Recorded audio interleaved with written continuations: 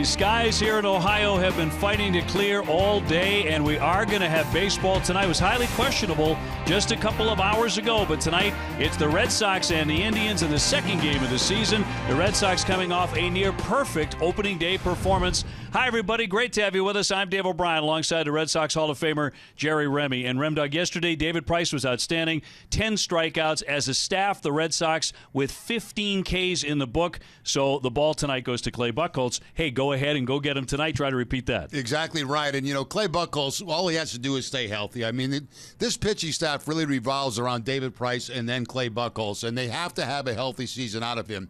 John Farrell feels like if Buchholz can stay healthy for a whole season, make 30 starts, that he can put up numbers comparable to David Price. That's what the manager feels. And we've seen in years that he has pitched very well and stayed healthy. He's been certainly an ace-type pitcher. So you get back-to-back performances from Price and Buchholz all season long. That's very impressive. But he's got to stay healthy. Only 18 starts last year.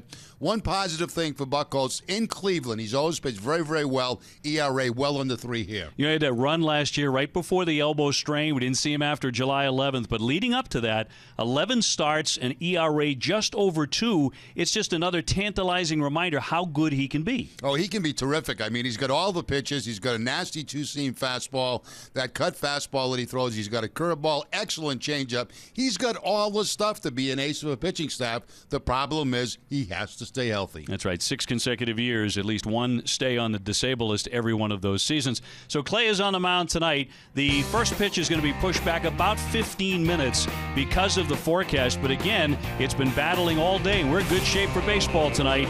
The Red Sox and the Indians right around the corner.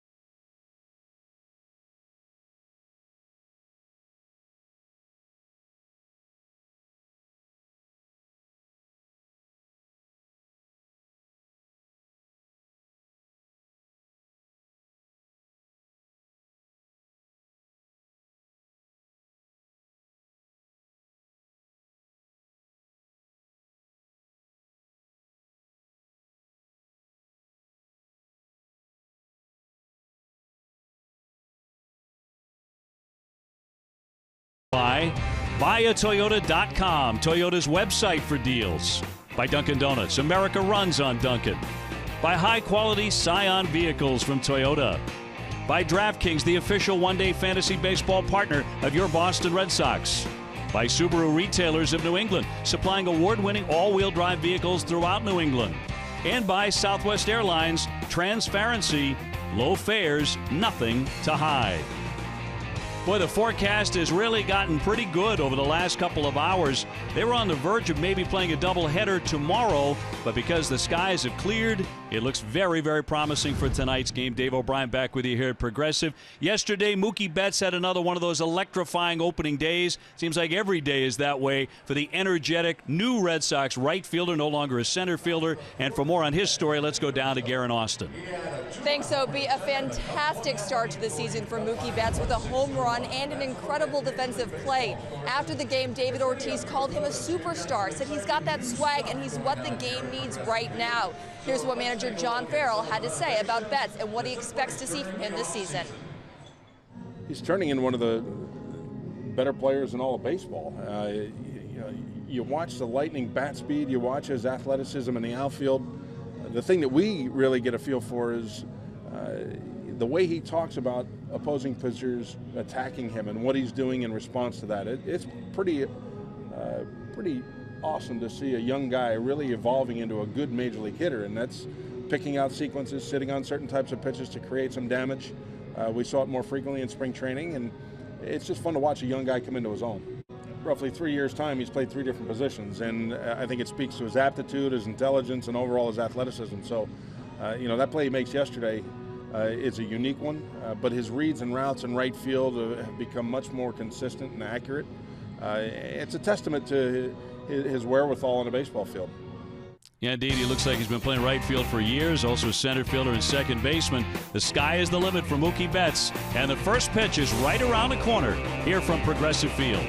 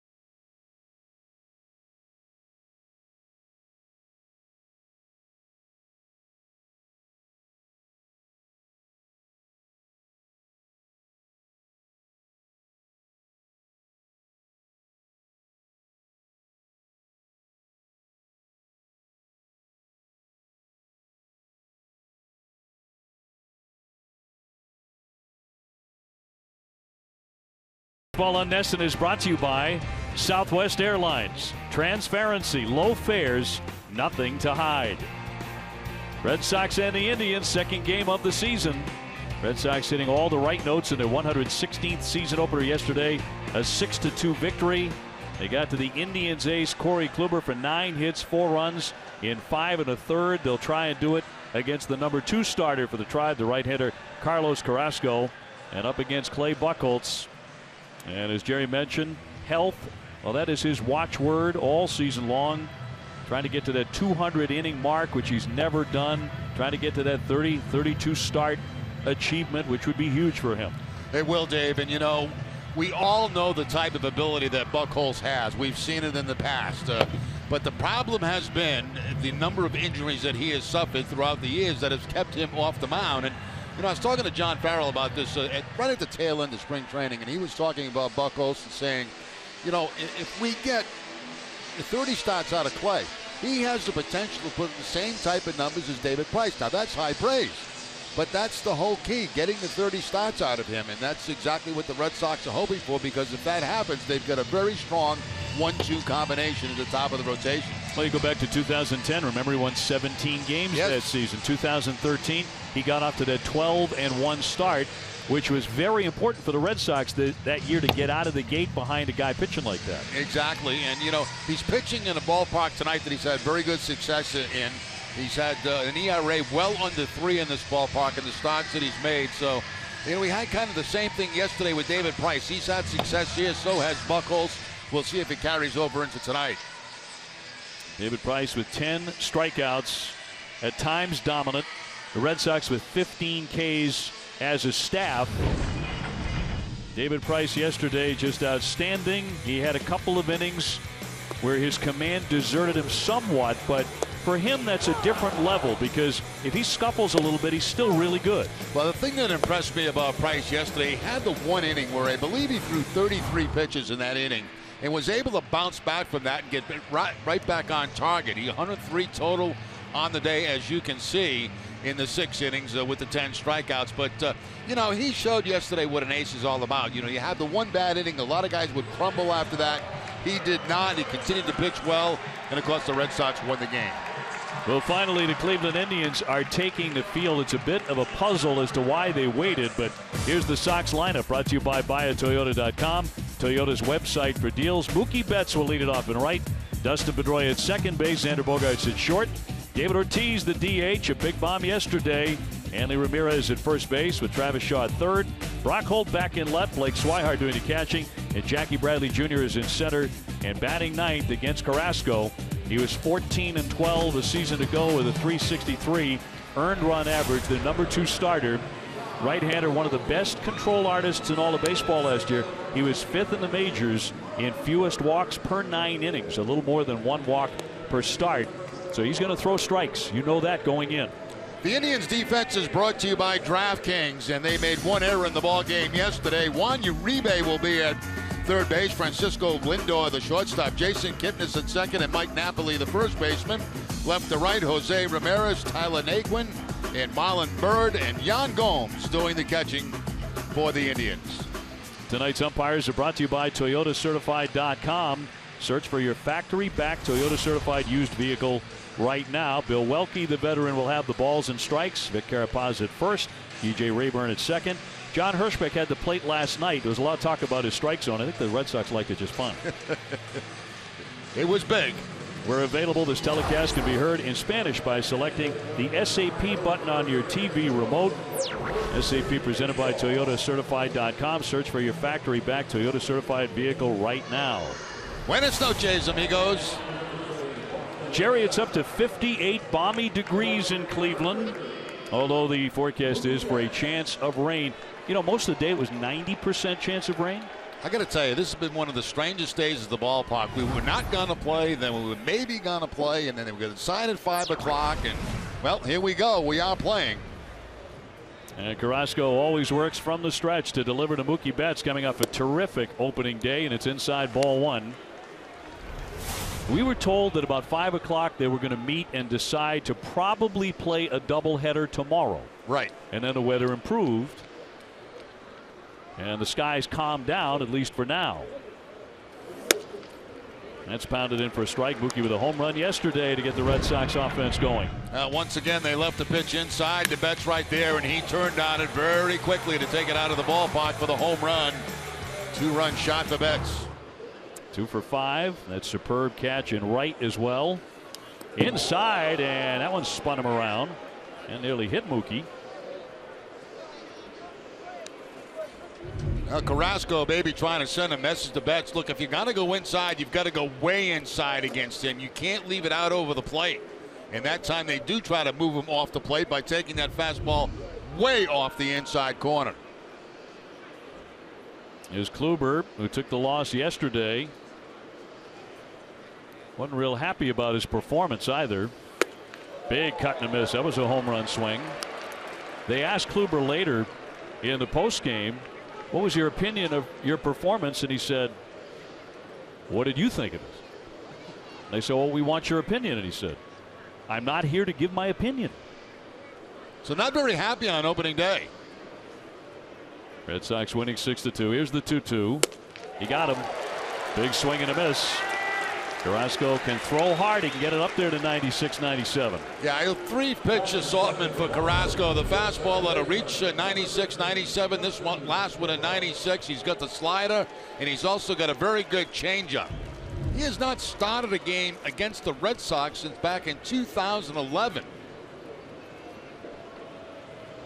I think his career might look a lot different right now at the age of 29. Had he not essentially lost 2012 and 13 coming back from Tommy John. Here's Dustin Pedroia now. Petey was 0 for 4 on opening day. The first hitless opener for him. Although he was on base with a walk when Big Papi belted his 2-run homer in the 9th inning.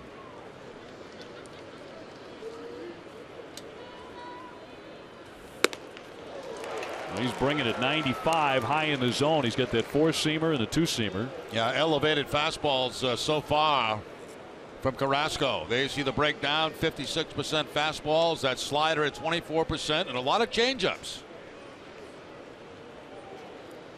He can be prone to the fold-up inning or the big inning. That has dogged him in the past. High flying to right field, well hit. Bird on the run, still running, and he can't get it out of the warning track, and that's going to skip over the yellow line, and that'll be an automatic double. So the first hit of the season for Dustin Pedroia, 2 bases to right field here in Cleveland.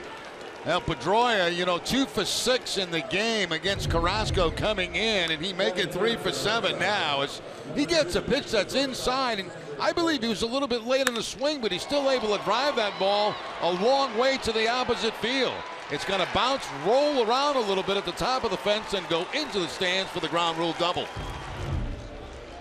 19 doubles last season. Again, that's in just 93 games. The wind is blowing out from time to time tonight. So watch for some carry, particularly there to right center. Now Xander Bogaerts, a chance for the Red Sox to strike immediately and drive in Pedroia. Check swing, and it's inside. They do appeal, and no swing, says Carapazza. There's that 2-seam fastball you were talking about, Dave. That had a lot of movement going back in to Xander Bogaerts. Take a look from the side at that last swing, and I don't think it was a swing. Carapazza agreed. Xander 0 for 5 on opening day. He went on that one, and he wore a whimsical smile after he was called out on a non-strike 3 in the 9th inning. It was not a strike. It really wasn't that close. John Hirschbeck yesterday had one of the largest strike zones I think you'll ever see in a major league game. He was cold. He was freezing like everybody else out there. He wanted to get inside. Got a piece of it and flicked it foul. A ball, 2 strikes on Xander. David Ortiz on deck. Red Sox got on the board yesterday on the home run by Mookie Betts. And trying to score first again here tonight. Red Sox, by the way, have now won 6 of their last 9 road season openers that they've played. So for all the complaints about opening up in Cleveland, it worked out eventually pretty well, although a day late. I would say darn well yesterday. One out, Pedroia leading. And that one dips downstairs, 2-2. After a couple of those two-seam fastballs inside, last couple of pitches breaking balls away from Bogaerts.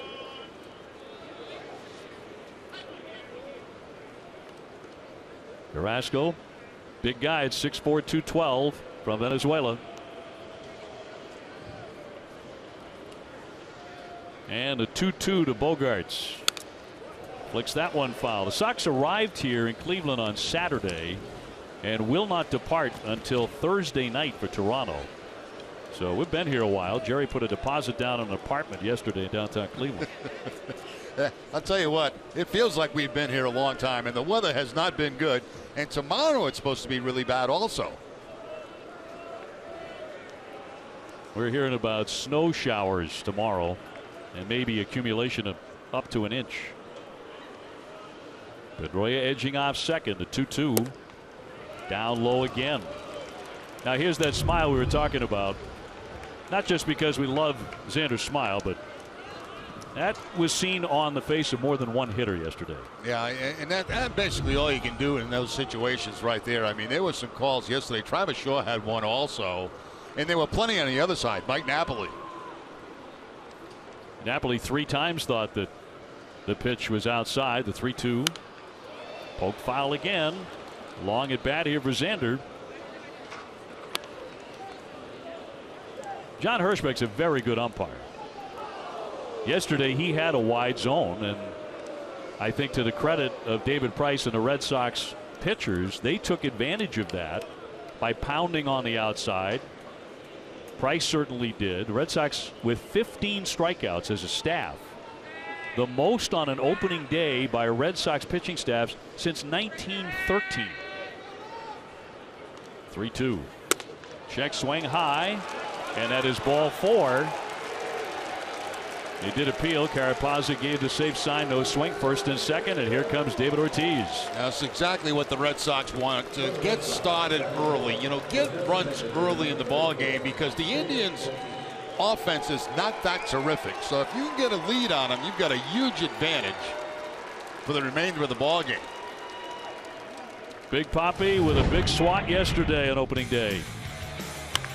And Ortiz getting a pitch down and in and taking it out of the ballpark for his first home run of the season. It's one of the best swings he's put on a baseball all spring as far as pulling the ball. A big star from the Dominican Republic getting in for the first time tonight, and he can do some damage right away. David hit 178 in spring training with 1 home run. He said after his home run and his double on opening day, when the lights go on, Papi goes on.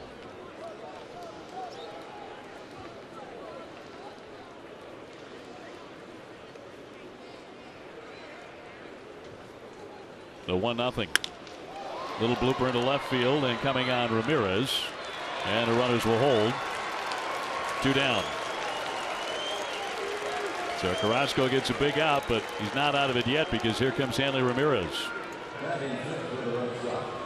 Hanley was on base 3 times in yesterday's win. 2 singles, a walk and a run.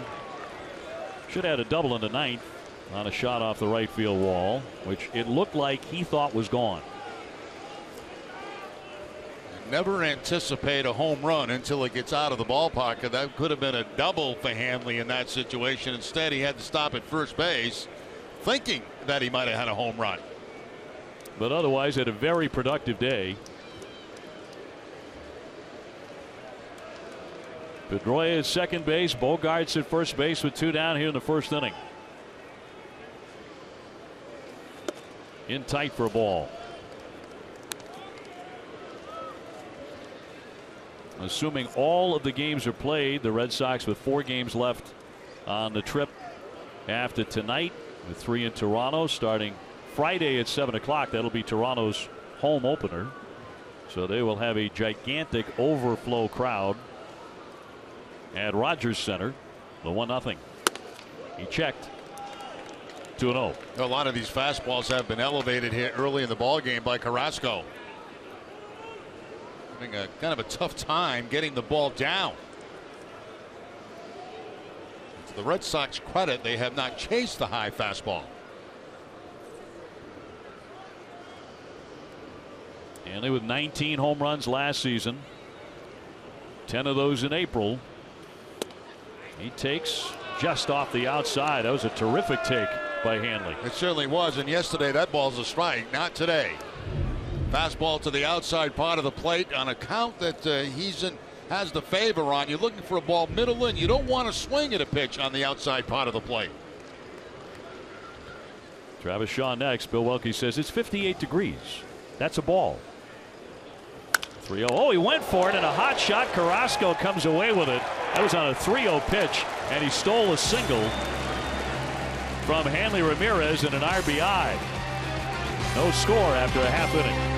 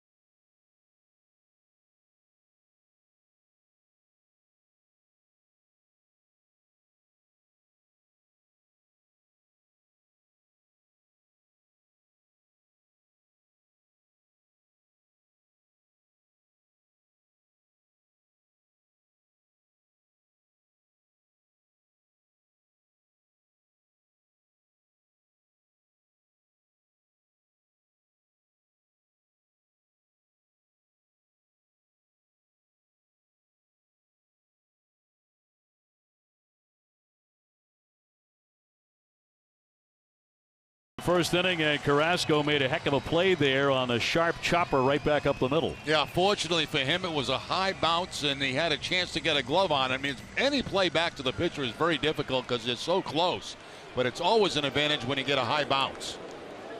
So Clay Buchholz to deliver his first pitch on the new season to Francisco Lindor, and that is outside ball one. Clay 7-7 a year ago with a 3.26 ERA. He was last year's opening day starter, but this year trying to follow what David Price did yesterday afternoon and beat Cleveland. Across for a called strike. The two-seam fastball there from Clay, down and away from Lindor.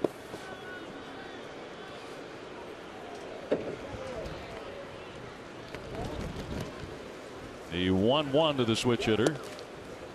Outside, the Red Sox starting pitcher presented by your New England Audi dealers. Clay now 31 years old. 6'3", 190 pounds. Jose Ramirez on deck, and then Jason Kipnis for the Indians. No score first inning. That one disappeared. That's a cut fastball from Buchholz. He's thrown just about everything so far. The two-seam fastball, the changeup, cut fastball down and in.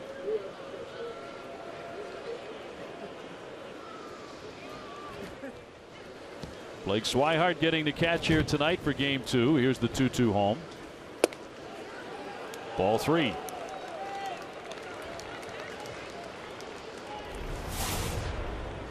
Lindor from Puerto Rico, former first-round draft pick. They think he could be a Gold Glove at shortstop here in Cleveland. He's that good. 3-2 waved at and missed. Down he goes. The Indians lineup brought to you by your New England Chevy dealers. After Lindor, it'll be Ramirez and then Kipnis. Mike Napoli is at first base. Carlos Santana the DH. Yan Gomes the catcher.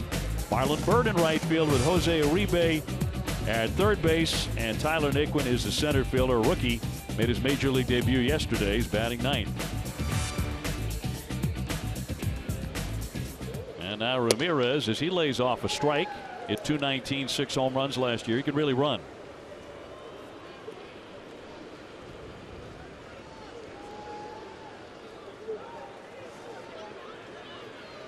And the 0-1 from Clay. Up the middle for a base hit.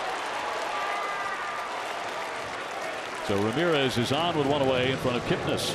The Red Sox defense is brought to you by Southwest Airlines. No errors in the ball game yesterday. Travis Shaw will be at third base. Xander Bogaerts the shortstop. Dustin Pedroia at second. Hanley Ramirez the first baseman. Left to right, Brock Holt, Jackie Bradley Jr., Mookie Betts, and Blake Swihart doing the catching for Clay Buchholz. Ramirez is a threat to run, so keep an eye on that. Kipnis will be up there on the left side. Hit .303 last year with 9 home runs. He is 2 for 4 career against Clay.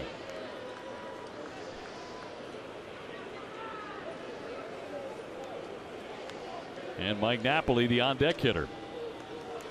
Runner holding on the first one. That's a cross for strike. That's probably one you wish you had run on, because that was the slow curveball from Buchholz. I think Francona is going to have to push the envelope with these guys that can run a little bit to try to create some offense throughout this lineup. And particularly without Michael Brantley, who's their best player, their best offensive player, out with that shoulder injury. They are going to be a bit run starved, and back in he goes. Brantley looking on, all smiles right now, but trying to make his way back to full health. They're hoping in about 10 days.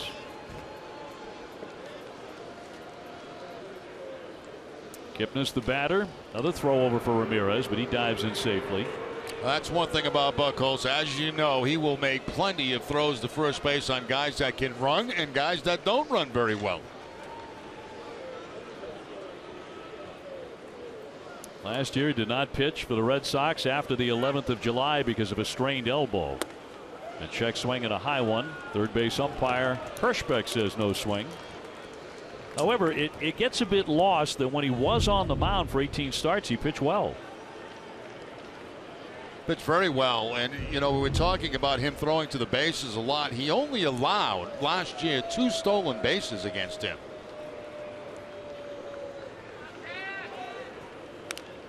Fouled, and that one straight back off the umpire.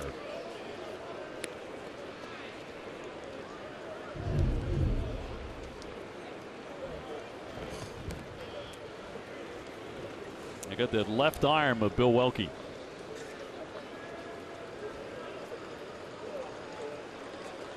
Tough way to make a living sometimes back there. He says he's okay. The count 1 ball and 2 strikes. And Clay very, very deliberate. Into the dirt. Nice stop by Swihart. Beautiful job there by Swihart. He got the changeup from Buchholz, and of course when you get a changeup, you expect it to be down and maybe in the dirt. And Swihart, even though he was expecting it outside, had time to go to his right, get down, and actually slide over and catch the ball. Ramirez digging out his lead. At first, still holding, and there's a high shot into right center. That's a gapper. That's going to be onto the track, up against the wall. Ramirez into third base. They're going to wave him in. The throw to the plate, and will not be in time. He scores standing up. That'll be a double for Kipnis, and it's 1-0 Cleveland.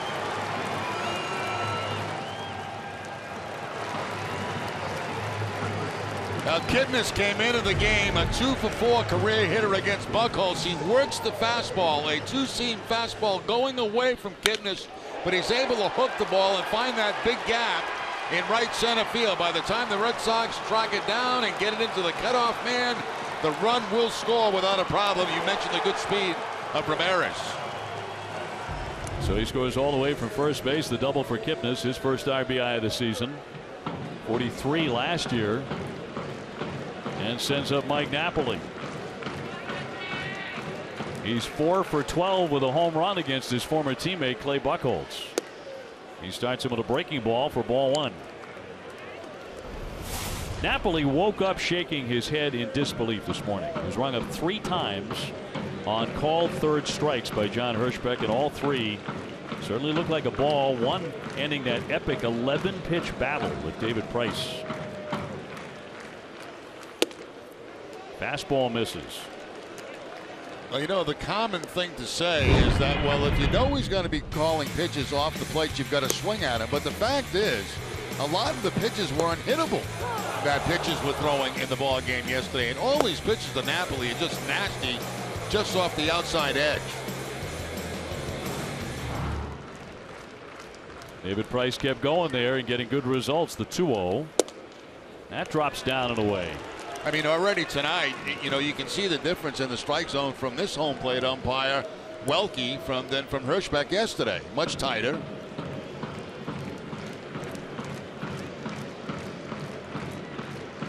Kipnis at second base, 1 down, 1-0 Cleveland in the first inning. And a called strike. And 90 right on the edge on Mike Napoli.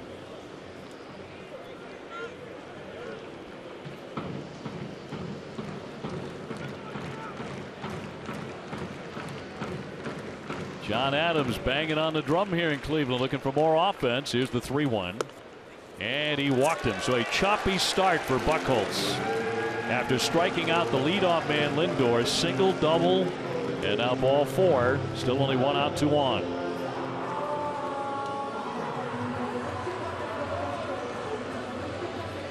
And Carlos Santana, as selective as they get, about to dig in. He's just not going to chase it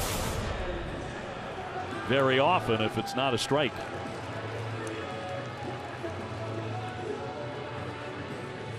.231, 19 home runs last year. Santana, a huge Victor Martinez fan ever since he was a little kid. That's why he wears number 41, a tribute to Victor, who of course was, however briefly, a member of the Red Sox. And that's ball 1. Well, man, in scoring position, but the Red Sox do go into the shift in the infield. They have Bogaerts playing almost directly behind second base. You see where Pedroia is. And it'd be Bogaerts. If it was a ground ball to Shaw at third, it'd be Bogaerts probably turning the double play from Shaw. Buchholz looking to get that twin killing, but he's got to throw a strike. And he's fallen behind 2-0 on Santana. And Swihart to visit the hill. Yeah, ever since the base hit by Kipnis, it looks like Clay's have been nibbling a little bit, trying to hit the perfect pitch on the corners. He had several spring outings that looked just like this. Last year, like 14 first inning runs in 18 starts. One thing he did very well, and of course he was injured come July, but he kept the ball in the ballpark in those 18 starts. He only gave up 6 homers. Santana is a threat to leave the ballpark. But that is ball 3. One more like that and they're going to be all loaded up. Yeah, and Santana may have the green light here.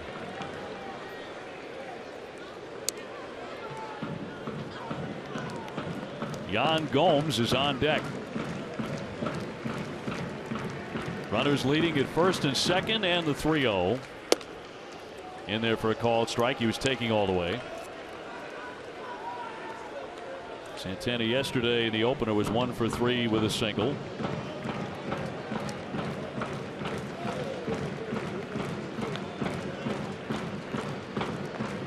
Kipnis at second, Napoli at first. Of course, Mike a very good base runner. The 3-1. High fly ball deep to center. Jackie Bradley to the track, turning around. He'll watch it go. Santana with a 3-run homer. And an ugly start to the night for Clay Buchholz. Just like that, 4-0.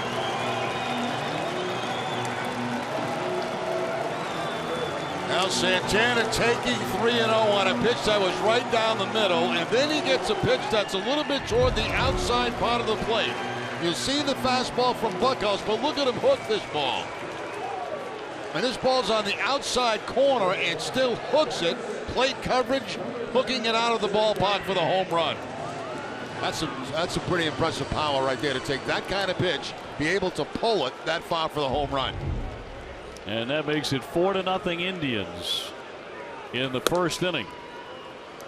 A strike called on Gomes. It started with a base hit by Ramirez. The Buchholz has been all over the place. Here's the 0-1. High fly to right. Plenty of time for Mookie Betts to get underneath that. 2 down.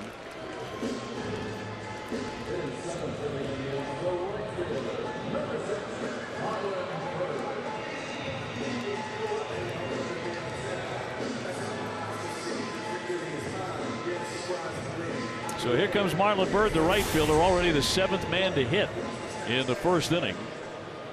247 with 23 homers, 73 RBIs a season ago.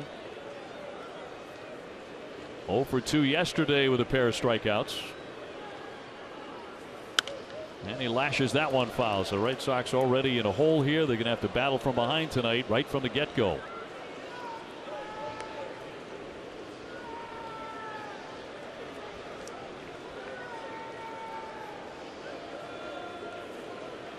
Bird with good power as well. And the 0-1 pitch. This is a free swinging group of Cleveland Indians. They should hit a lot of homers. Yeah, they've got some power on that team, but I don't know how consistently, throughout the season they're going to be able to keep that line moving through this lineup. They are in the first inning here. And the 0-2 to Bird, to the dirt.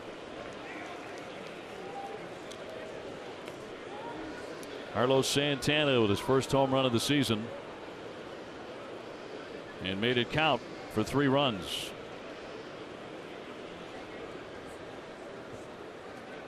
The 1-2 to Bird. Broken back ground ball rolled right there to the feet of Travis Shaw, and that will retire the side. But 7 Indians bat, 4 of them score, and it's 4-0 Cleveland.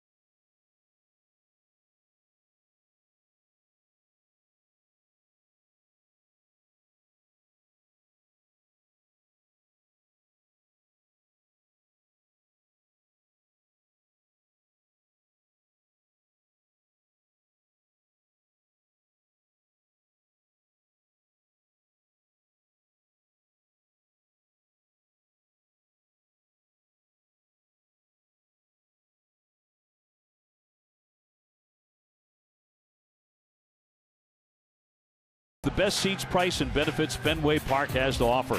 For information on becoming a season ticket holder, please visit RedSox.com/season tickets or call 877-Red Sox 9 today. The Indians knocking around Clay Buchholz to the tune of 4 runs in the first inning. As mentioned, he only allowed 6 home runs last season in 18 starts. He gives up a shot right away here in his season debut. So Travis Shaw will lead it off here against Carrasco into the second inning. He was part of the Sox attack yesterday. They got 6 runs off one of the best in the American League in Kluber, as he went 2 for 5. Kind of an odd day though, because he also struck out 3 times. There's a base hit into left field. Ramirez to chase it near the line, and Travis will be content with a single, so he's at it again. Let's go down to Garen Austin. Good evening, Garen. Hey, thanks, OB. Here are a few quick injury updates for you. Eduardo Rodriguez threw another BP today, and right now he is scheduled to throw in a simulated game situation on Sunday in Fort Myers. Also, Carson Smith continues to throw on flat ground, and this week he's in a throwing program to get him up to 120 feet. Farrell said that once he's able to do that, guys, that'll be the indication that he's able to get back on the mound. Garrett, thank you very much. We talked about Carson Smith. Obviously a big hole in the Red Sox bullpen. It didn't show up yesterday because the bullpen performed so well, and particularly Tazawa. Kimbrel at the end was throwing nothing but 95, 97 mile-an-hour fastballs. Yeah, I think you got to be impressed when you see Carson Smith. I know we were impressed seeing him last year with the Seattle Mariners. He's got a heavy sinker, a very good slider. Unfortunately, not available to the Red Sox at this point. Brock Holt 2 for 5 with an RBI single yesterday. Lays off up and away for a ball. Hit 280 a season ago.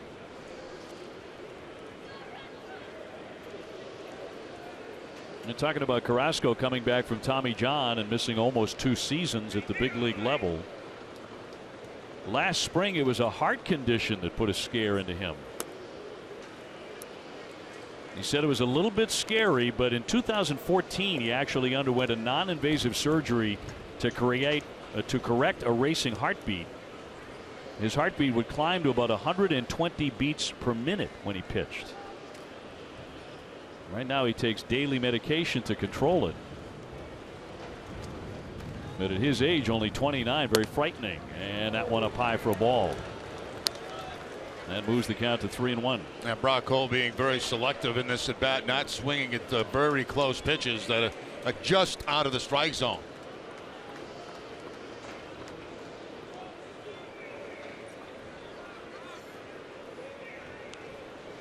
Blake Swihart on deck here in the top half of the second inning. Down the line, but foul.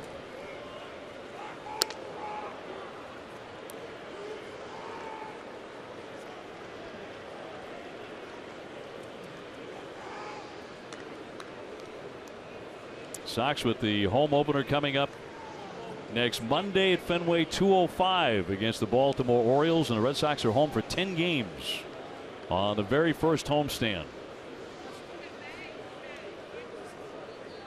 And the 3-2. Lifted foul down the line and out of play.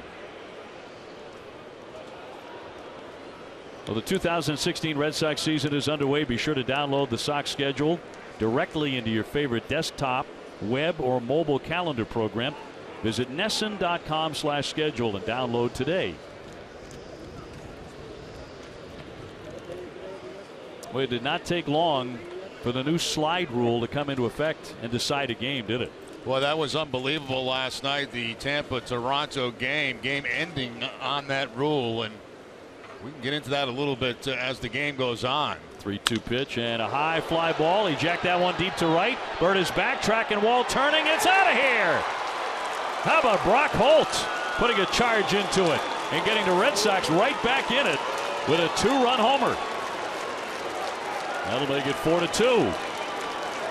That's what the Red Sox had to do. You know, it was a very ugly first inning for Clay Buchholz and fell down by 4 runs. But Holt gets him back in the ball game very quickly. 3-2 count. They want to go inside with the fastball, stays out over the plate, and this time Holt's able to hook it. You know, he was late on a 3-1 fastball, fouling it off to the left side. Not late that time. No, sir. So the Red Sox cut that lead right in half, and here's Swihart, 274, 5 homers last year. Switch hitting catcher taking outside for a ball. Speedway, proud to be New England's first choice for value and convenience. For every Red Sox homer this season, Speedway donates $500 to Boston Children's Hospital. Stop by a Speedway store near you, pick up your Speedway rewards card, and start earning your points today. Now, Dave, you look at the 2 guys that have been inserted into the starting lineup, Shaw and Holt, and they've been off to a very, very good start. Both guys yesterday and again here tonight. Yeah, both with 2 hits yesterday.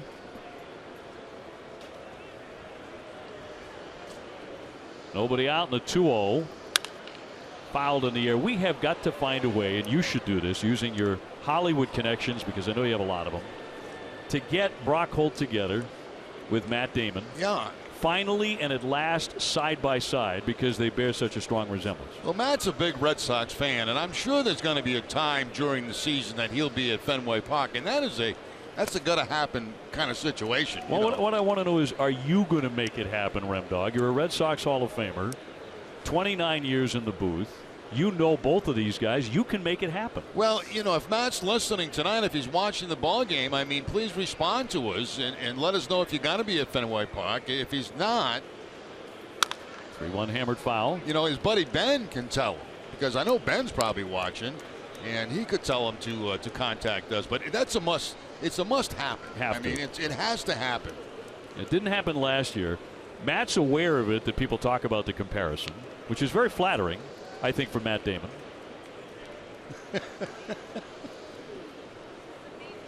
Three-two pitch. Back to the net on a foul ball.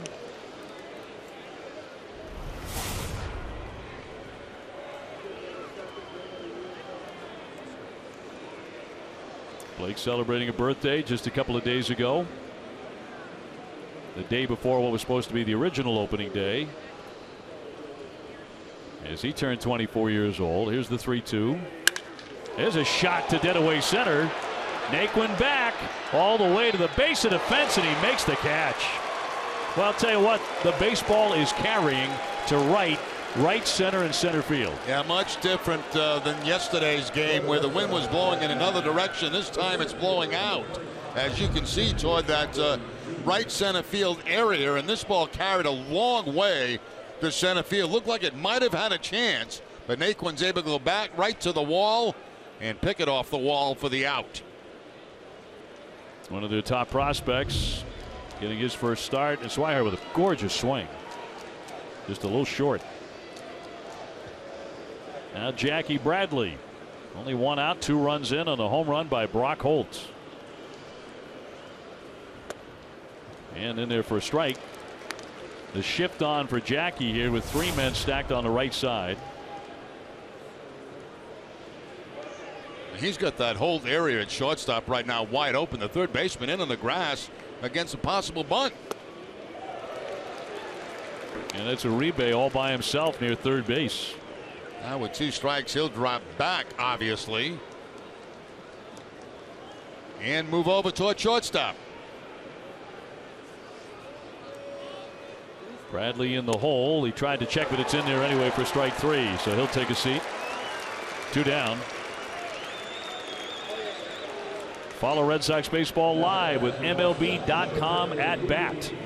Stay up to the moment with Game Day, live game video highlights, stats, and more. Download MLB.com at bat, the #1 app for live baseball, on your smartphone and tablet today. Mookie Betts, his second trip to the plate tonight. He is 0 for 1 with a strikeout. He's becoming Mr. Opening Day. 2 for 4 with a home run last year against the Phillies. 2 for 5 with a 2-run homer yesterday. Remember, in that home opener at Fenway last year, he robbed Bryce Harper of a home run. He stole second and third on the same play when he came up to bat later, and blasted a 3-run homer in one game. And he got a message back in the first at bat tonight when he got a fastball that was up and in. They know how quick Betts is inside, and they know that they've got to come way in to get him off the plate.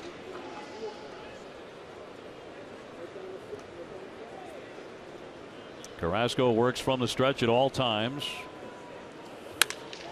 Shot to center field. Naquin lines that one up and makes the catch. Some excellent swings by the Sox. Brock Holt had the best one. It's now 4-2.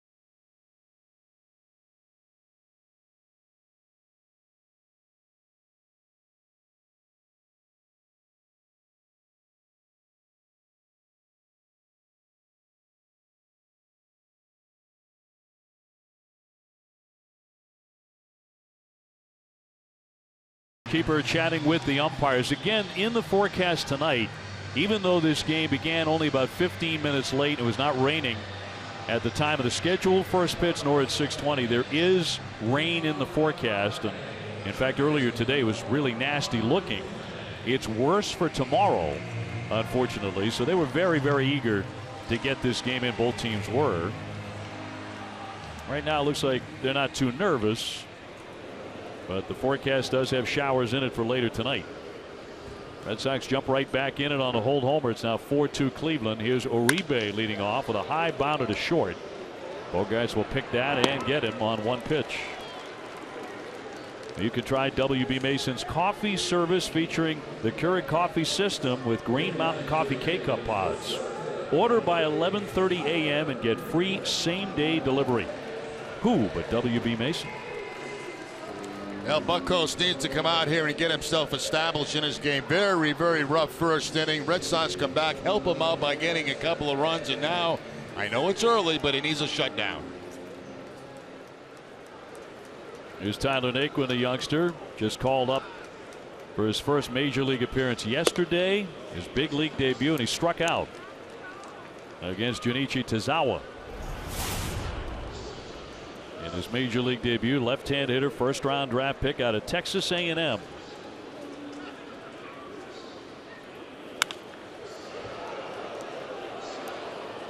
Clay got away with one right there. High breaking ball at 76 miles an hour, top of the strike zone, and fortunately for him, fouled off to the left side.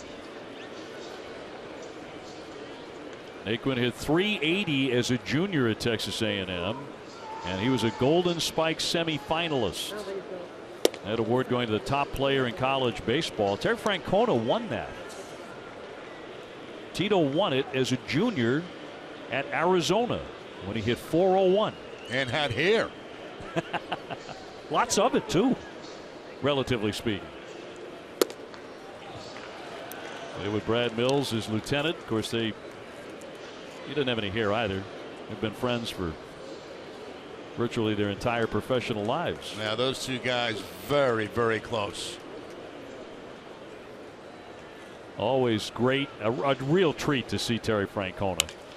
A looper foul. One of the absolute funniest guys in baseball. And a terrific manager. April means baseball is back at Fenway. Great tickets for the opening homestand, including Patriots Day, still available. For information and to buy tickets, visit redsox.com/tickets. Nothing like Patriots Day at Fenway Park. The 11 a.m. first pitch. And a Boston Marathon. A holiday in Boston, down low on a check swing, and that skips away. 3-2 the count.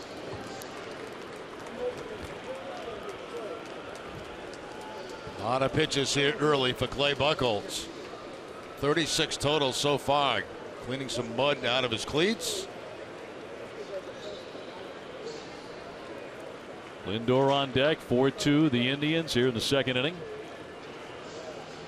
In game 2 and the payout pitch. Again spoiled. Not a lot of swings and misses, Jerry. Not now, no. The velocity and the fastball that time, 90 miles an hour on a fastball that was right down the middle and foul back.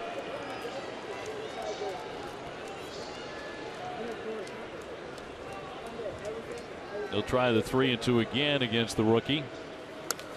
And again, he fouls it away. That went in on the hands. Yeah, that's pretty good hitting right there to foul that one off. That was that two-seam fastball that Buchholz likes to throw inside to lefties and have it pick up that inside corner. It did come back to the corner, but it was fouled off. Clay has had 4 3-ball counts, and this is the 9th batter he's faced in the game. Base hit into right field. That'll be number 1 for Naquin. So that baseball will come on back. That's his first major league hit. That is the 4th hit already for Cleveland. And back to the dugout it will go.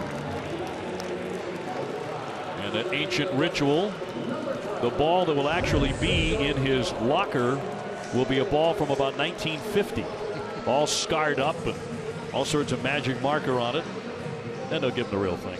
That's something to keep the rest of your life. You know, you get that first base hit, you put on the ball, who was against, where it was, the date.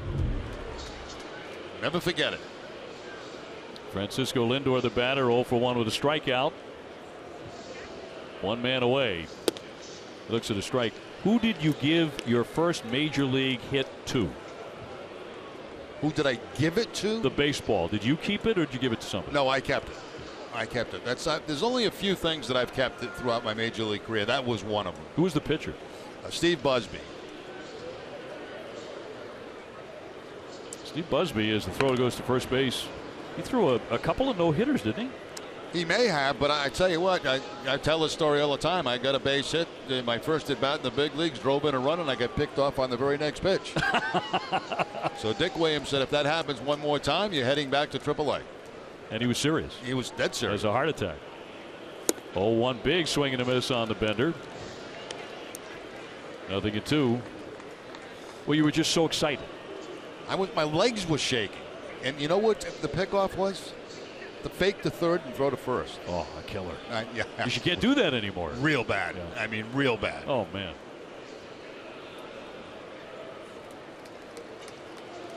Naquin aboard. And a short lead away from Hanley Ramirez. Punched along the line, but foul. He tried to go to the opposite field. Lindor with pretty good power.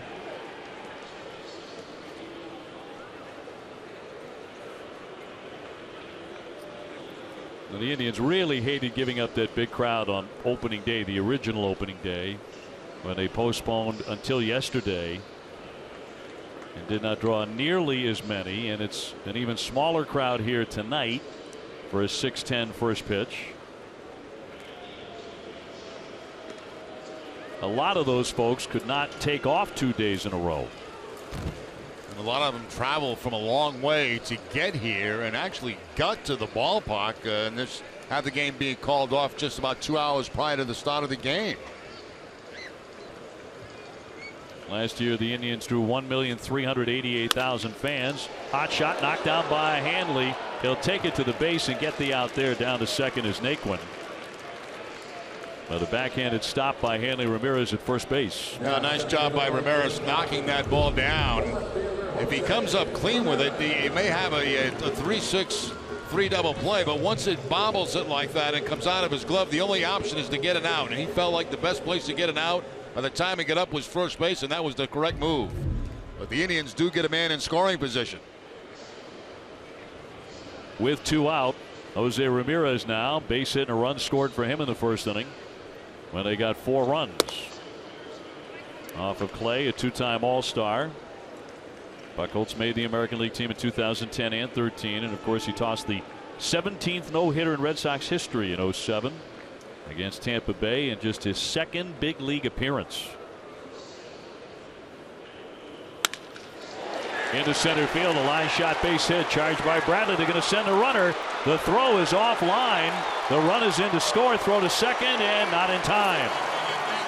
So Jackie Bradley on the charge. He fired it up the first base line as they sent Naquin to score his first major league run, and that makes it 5-2 Cleveland. Yeah, that throw by Jackie Bradley way up the first base line, because when he got the ball, the runner was just about tagging third base, so it looked like it might be a close play, but the throw was errant from the beginning. You could see it just come out of his arm and go up that first base line.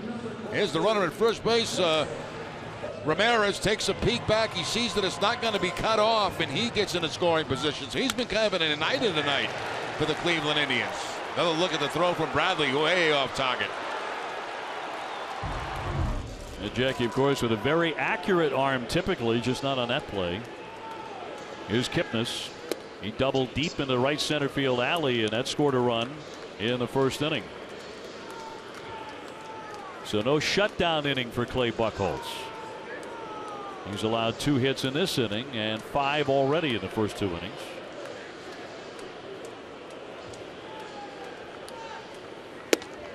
A check swing, and it's in tight. Just does not look comfortable, does he, on the mound? He has not looked comfortable from pitch 1 of this game. Nope, not at all.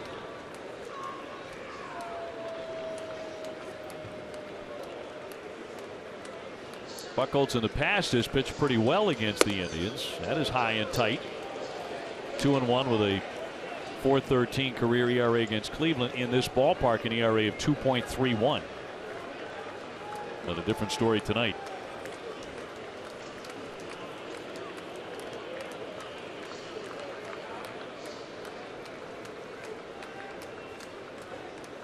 Runner at second and the 2-1. Check swing, and that's low. You know, you look back at that last play and you watch, there's no cutoff man. It's supposed to be Hanley Ramirez, but he's late getting over, as you can see right there. Now, if that ball's cut off, the man does not get in a scoring position at second base. But Hanley was not in the right proper position, and you know, those are all things that come with learning how to play first base. Make sure you're in the right position on cutoffs. Here's the 3-1 to a guy who can be a dangerous hitter, and he's taking all the way, ball 4. So that'll put him on at first and second, a walk to Kipnis and bring up Mike Napoli. And Carl Willis for the mound visit. He gets 30 seconds to say what he has to say. I don't know how much of this is playing in, but last year Clay Buchholz, when healthy, pitched well, as you mentioned, an ERA of 3.26, lowest on the team. And he seemed to work very well with the catcher Sandy Leon. Sandy caught 14 of the 18 starts for him, and he's not on the roster right now, working with Blake Swihart at the moment. So you wonder if that's factored into his comfort level. You wonder if it becomes a mental part of the game, you know, for a guy like Buchholz. But I just think to this point, I mean, he has had no command of anything that he's throwing. He's just not hitting his spots at all. Looks like a man searching and not finding. So it's Ramirez at second, Kipnis at first. A run in to make it 5-2 Indians. Napoli with 18 home runs last year goes wailing and knocks it foul back out of play. I was chatting with Mike in their clubhouse earlier tonight. He looks and feels great after that surgery for sleep apnea that he had in Boston. It really feels as if he is resuscitating his career after finally being able to sleep better.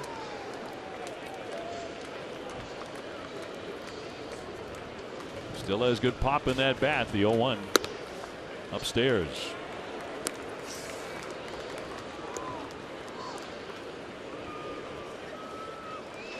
Santana, who belted a 3-run homer in the first inning, is the on-deck hitter.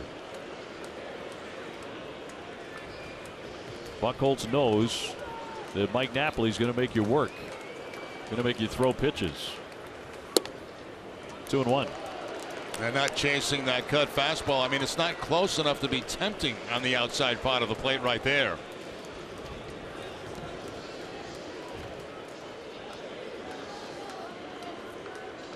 Price certainly worked hard for his outs on Napoli yesterday.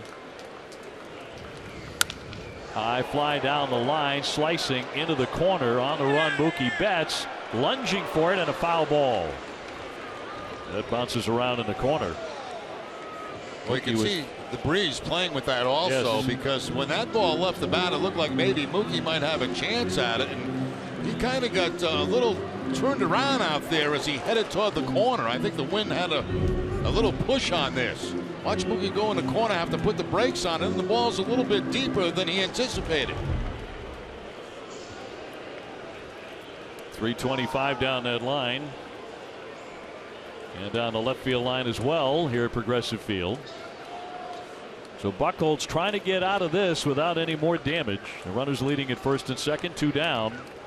The 2-2 home, the breaking ball, and that missed. So that'll run it full. I mean, it's got to be frustrating for Buchholz right now because there's not a go-to pitch for him.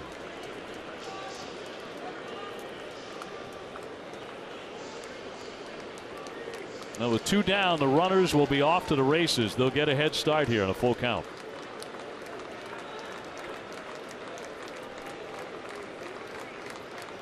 Feels like a big pitch for Clay. Runners go. And a ground ball to the shortstop. A friendly hop for Xander Bogaerts, and he throws on to get him to retire the side. They do get another run, but 2 men are left. Now 5-2 Cleveland.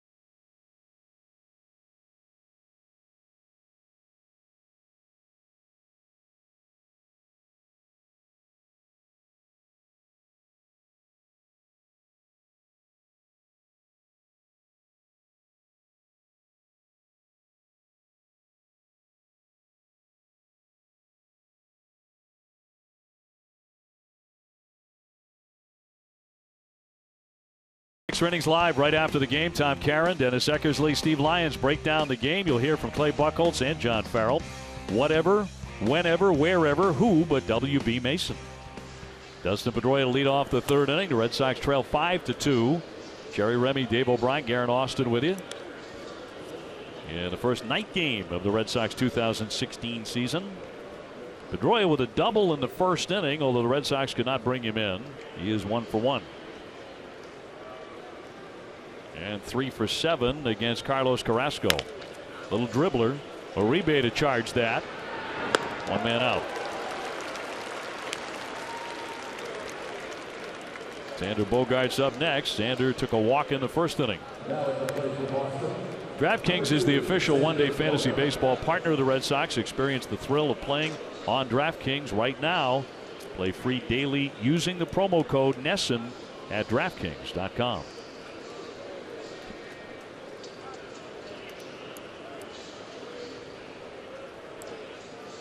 David Ortiz on deck. The skies are holding here in Cleveland. We don't care what it does in Toronto. No, it doesn't matter. We know we're going to play 3 games in Toronto. You know, they've had that artificial surface there for so many years on the infield. They've torn that up, and now they have dirt on the base paths. Yeah, very similar to Tampa Bay that has that same setup. You know, they put that new turf in there and it was so slow. Remember when they put it in? Was it last year they put it in? And it was so slow at the beginning before they started to get matted down a little bit. Yeah, very spongy. The 0-2 pitch. He chased it outside and he swings and misses for strike 3. That had a lot of movement on it. Yeah, that's a good shot, breaking ball right there. Even though it wasn't down and away, it broke so hard and so quickly that it was just away from Bogaerts, and he gets in the chase one that's just a little bit off the outside edge. Carrasco's got good stuff. I mean, he's got good velocity, good hard slider, good changeup. A 14-game winner last season, 14-12. With a 3.63 ERA, they're really relying on him. They have an excellent top 3 in their rotation. And in there for a strike on David. He flied out to left his first time up, 0 for 1. He is 2 for 6 against Carrasco.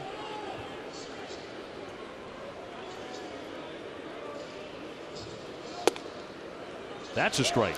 Here's that changeup at 88 miles an hour, and of course that ball looked to be a little outside. Here's the last pitch from Carrasco, the changeup that's going to be going down and away from Ortiz. Nice job pulling it back by Yan Gomes. Yeah, he's a good framer, the 0-2. Down low. That's one of the things that the Red Sox love about Christian Vasquez. When he does return from that Tommy John, the ability to frame pitches and to buy a strike once in a while that's not a strike. Yeah, good catches can do that. There's no question about that. Catch it real deep in the pocket, but don't move the glove very much. The 1-2, a check and it's low. Carrasco, as you look at Sandy Alomar.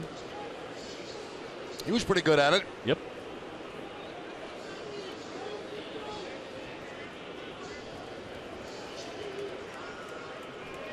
Base is empty and 2 men out.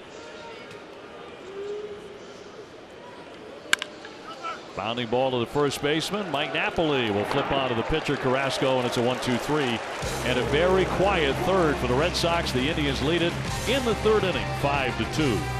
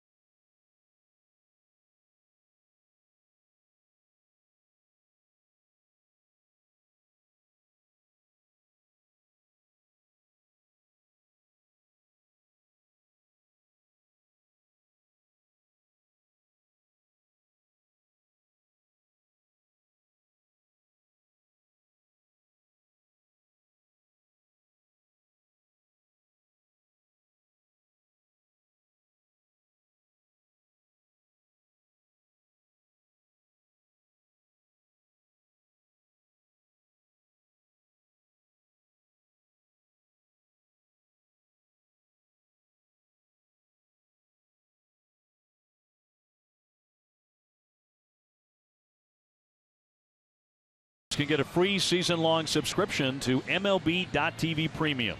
Go to T-Mobile.com/MLB to sign up now. You can catch every moment on America's fastest-growing LTE network. Well, you remember Santana, who's about to come to bat. His catching career suffered a major blow 6 years ago. This was at Fenway Park. Ryan Kalish went barreling into him. We all thought his leg was broken, and that would be the end of his career. That left leg just buckled. That caused ligament damage that required surgery, although he would come back and catch again. But at that moment, Jerry, you remember it? It looked like he never would. Yeah, I remember it very, very well, and that was an ugly situation at home plate. Of course, carted off the field, and well, it's been a few different positions for him since then. He's been at first base, and now their designated hitter. But he could always hit, and he did in the first inning tonight against Buchholz, launching a 3-run homer. 5-2 Cleveland here in the third. They scored 4 times in the first, another run last inning. So Clay Buchholz in dire need of a fast inning here in the last of the third. He's a 1-2-3. I think what he really needs too, Dave, is he needs to find something he has confidence in right now. I don't think he has confidence in any one of his pitches that he's throwing to the plate. Now falling behind a lot. That one stung into left center field toward the alley. Holton Bradley. Jackie slips and falls. Heading into second. Santana, the throw won't get him, and it trickles on by. Jackie Bradley went down trying to cut that off in the alley. And a little bit gimpy out there in the gap. Very impressive by Santana. I mean, he hooks a home run his last time up, and this time he takes the ball to the shortstop hole, hit very, very hard. They've got the shift on. It's wide open over there. He goes in that direction, and you'll see the slip right there by Jackie, and that's going to allow Santana to basically get in fairly easily to second base with the head first slide. Those feet got tied up, kicked up a divot. That was ripped.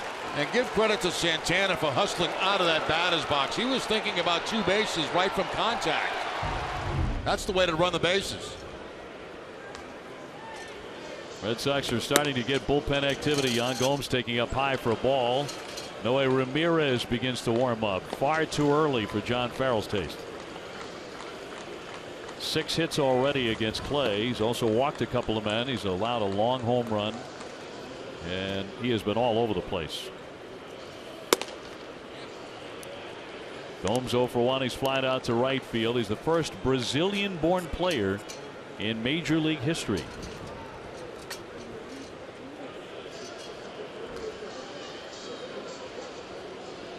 Santana at second, nobody out, and a 2-0 from the slender righty. In for a called strike.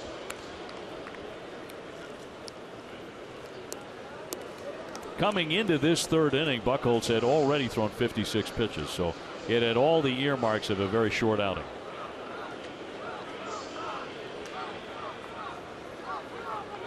And now Swihart is up out of the crouch and wants a mound visit.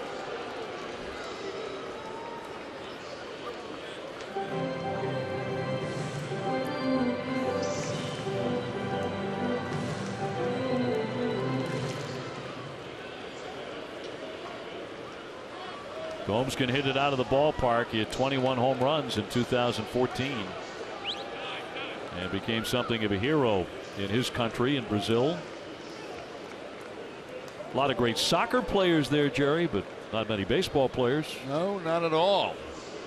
They do have some good soccer players. Or footballers, as those of us in the know like to say. A check swing and it's inside.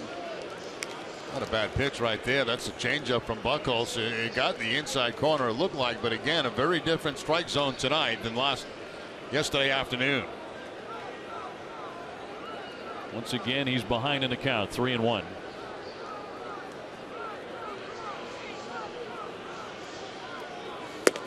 Big swing and a miss there by Gomes. That pitch was only 87 miles an hour.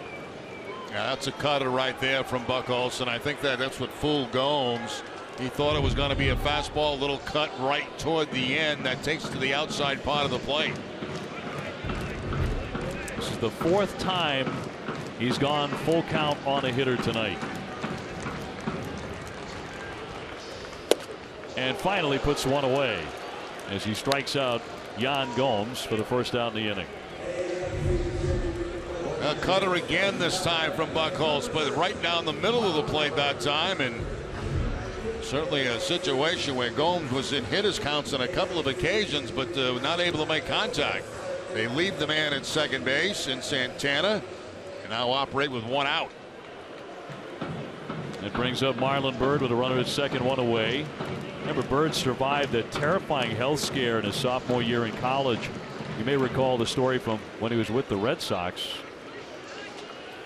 He had that calf injury bad enough to require an operation, and when the doctors went in, they discovered an infection of a muscle, and it was so awful they considered immediate amputation. He was like 20 years old. They decided to wait, and after an infection was dealt with, he was in a cast for about 6 weeks to begin the rehab process. The 0-1 pitch popped him up. Swihart looking for room, but that's right up there into the crowd. Byrd couldn't do very much, and because of the condition of his leg, he ballooned up to 315 pounds. And even he thought that was incredible. He thought he was sitting at about 260.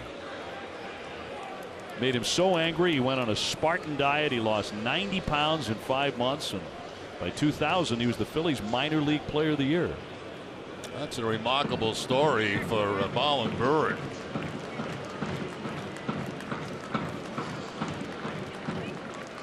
Go 2 on the way, and inside. You have not had to take such drastic measures. Your diet, your half portion diet, is working so well. A lot of people want to know about that, you know. Yes. It's not that difficult. It's blown up on Twitter. The Remy diet. Here's the 1-2. Did he offer? He did not, says Carapazza. And you can see Buchholz kind of just shrug his shoulders. It's been that kind of night for him. You know, can't get a call right there on a attempted swing. Let's take a look from the side, see if he goes. Tough to tell from that angle. But nothing going Buchholz's way in this game tonight. Only one out here in the third. He trails 5-2, and the 2-2 to Marlon Byrd. Popped up. Pedroia racing out. Bradley coming in. Pedroia wants it. The runner holding, and there are 2 away. Hey, the Bruins only have 2 games remaining, and their last gasp for the playoff begins tomorrow night. Tune in to NESN Plus. The Bees facing off against the Red Wings at 7. So 2 down for Uribe, who is 0 for 1 with a tapper to short. And it's taking everything that Clay Buchholz has to get through 3 innings in his first start of the year. Uribe is 1 for 7 against the Sox right-hander. And a strike along the outside corner.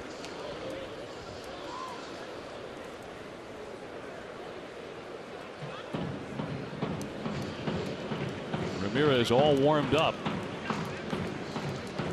If John Farrell wants to bring him in the game, there are 2 out. Santana began the inning with that rocket double. He is still on at second.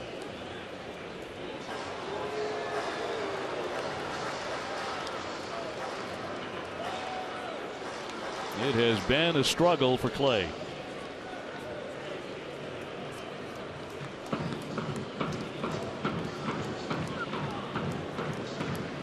Looking for the strikeout on Uribe. Here comes the 0-2.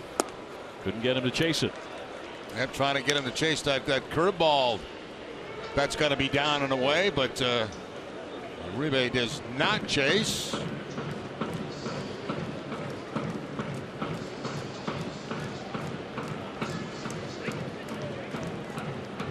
The 31-year-old right-hander checks his runner. High pop to the right side into right center. That'll be Jackie Bradley Jr. and making a catch to retire the side. So despite the double, in the end, no harm done. Still 5-2 Cleveland after 3.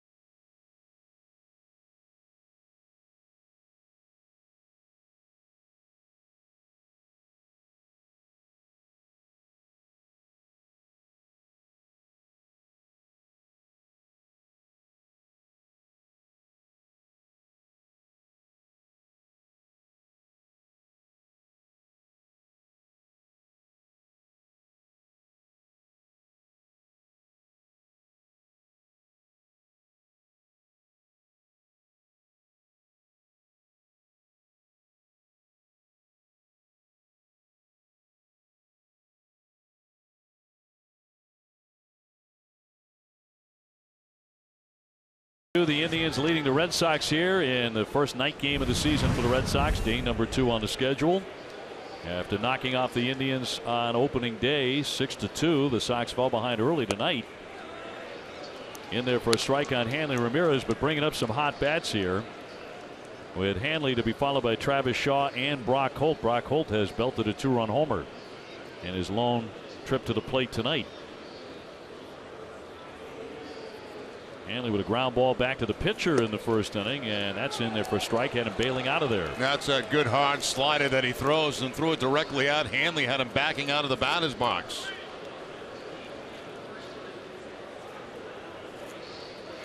Ramirez playing in just 105 games last year. Went on the DL from August 27th till the end of the season because of right shoulder inflammation.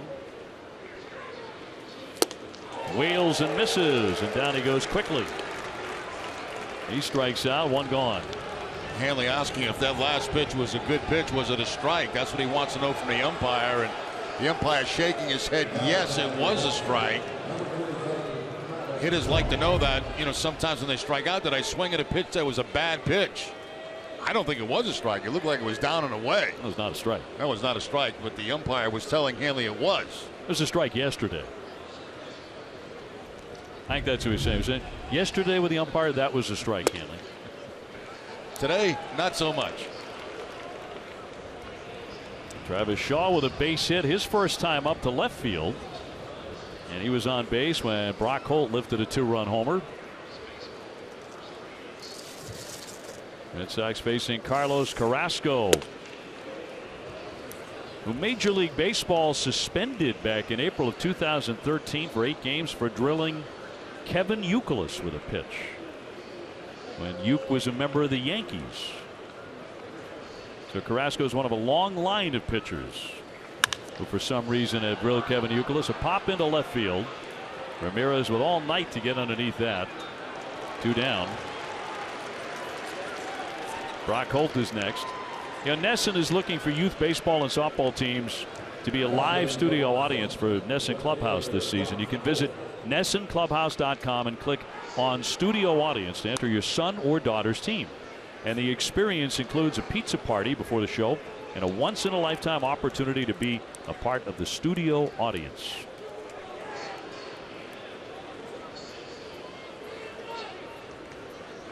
Nobody on base for Brock. First home run of the year in the second inning. That was with Travis Shaw on board. Those are the only runs for the Sox so far, and he'll take ball 1.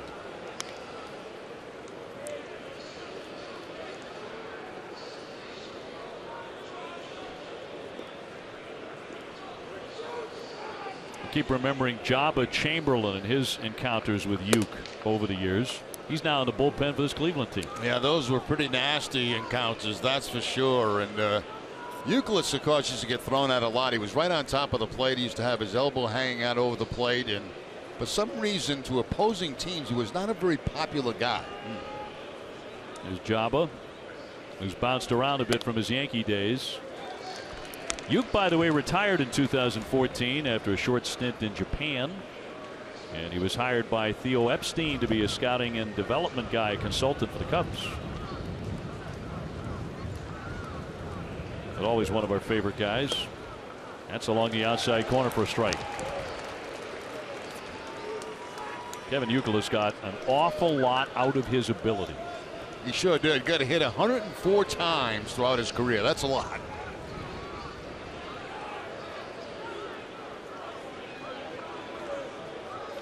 Two and two on Brock Holt. Up the middle, a line shot, base hit. He just keeps on hitting. 2 for 2 tonight. Now, he had only faced Carrasco once prior to the game tonight. Was 0 for 1 against him, but tonight the home run, 2-run home run in his second, and now the base hit up the middle, and that's just a pretty swing right there. That's on a breaking ball. Good job keeping his weight back, head on the contact, and takes it up the middle for the base hit. Blake Swihart 0 for 1. He's flying to the center fielder. 5-2 Indians here in the top of the 4th inning. Red Sox trying to get something going with 2 out.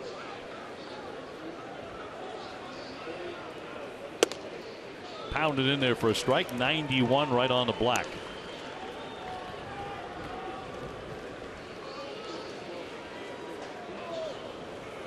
Swihart spending most of last season at the big league level. And the opening day catcher here in 2016. That one caught the corner, said Bill Welke. The catcher's always in a tough spot. You can't complain. No, you got to be very, very careful what you say to the umpires, because you got to save your pitcher. He wants that same pitch for his guy. He asks for time. Plus, they'll have a lot of conversations too, you know, between innings when they're warming up the pitcher about certain pitches that they may have not agreed with. 0-2 fouled off of the catcher, right off the shin guard. Blake Retta quietly led all American League catchers with a batting average of .306 after the 11th of June last year through the end of the season. So he really started to swing an impressive bat against the Yankees on September 29th. He had 2 homers and drove in 5 runs. Had some nice nights. Holt at first base, 2 down, to count 0-2. And he drops it in there for strike 3. Right on the edge of the plate again. 1 man left, still 5-2 Cleveland in the 4th.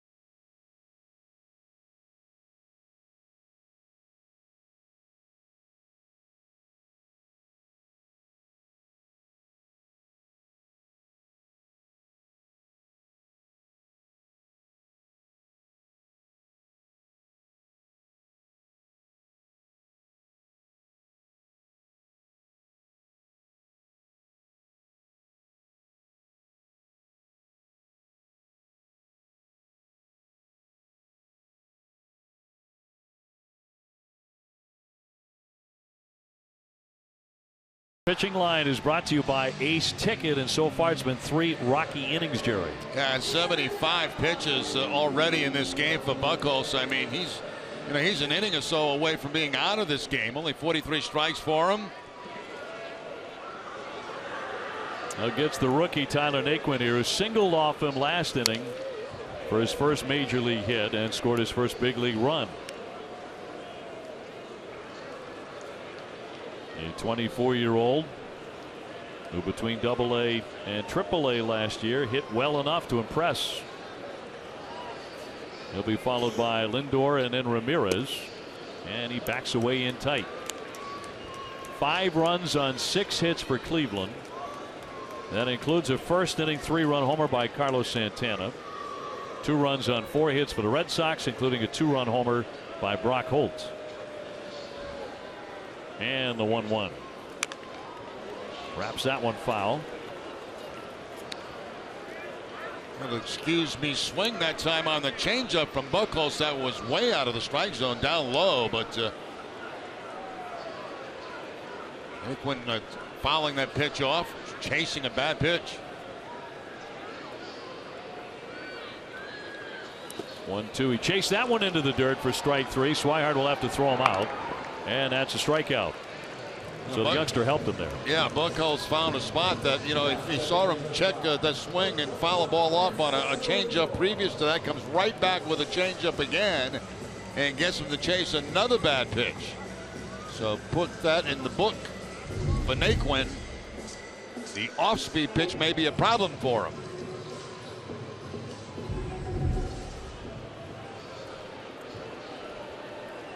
So back up to the top of the order now, Lindor, who has struck out and grounded out to first.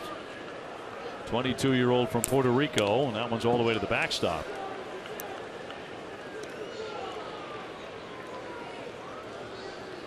Lindor often wore the number 12 growing up, and he does here in the big leagues, to honor former Indians All-Star Roberto Alomar, also a native of Puerto Rico, who wore number 12 in there for a strike. Alomar, of course, now in the Hall of Fame, and what an incredible all-around player Robbie Alomar was.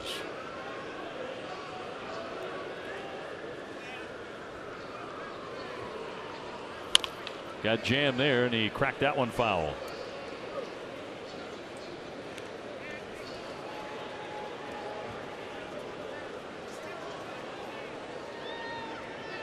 Lindor, a superior defender, very flashy defensive guy. He's made some great plays going back to last summer when they called him up. Here's the 1-2 pitch. Check swing, and that one bounds away. Did not offer, according to the third base umpire Hirschbeck.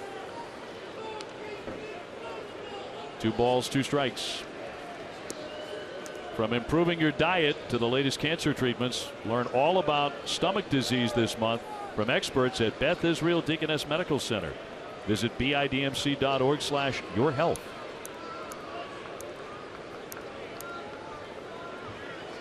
Two-two to Lindor. Cut on and missed. He strikes him out. Back-to-back Ks for Clay Buchholz. Now Buchholz looks much more comfortable this inning, not just because he's got a couple of strikeouts, but he's getting pitches where he wants to. Gets that cut fastball inside on Lindor. He had that changeup that he threw to Naquin to pick up the strikeout. This is by far the best command that he's had in the game so far. Unfortunately, his pitch count is high. Fouled away by Ramirez. Had a good game, 2 for 2, couple of singles, an RBI, and a run scored out of the 2 slot. 5-2 Cleveland.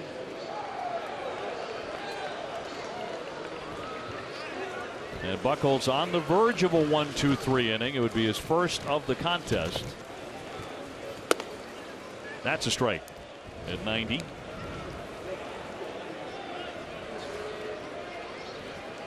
Kipnis would be next.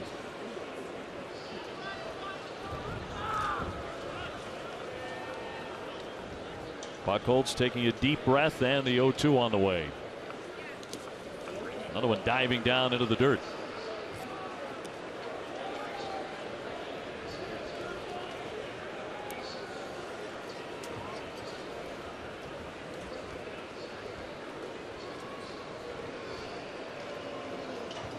No activity right now in the Red Sox bullpen. Noe Ramirez was warming up last inning.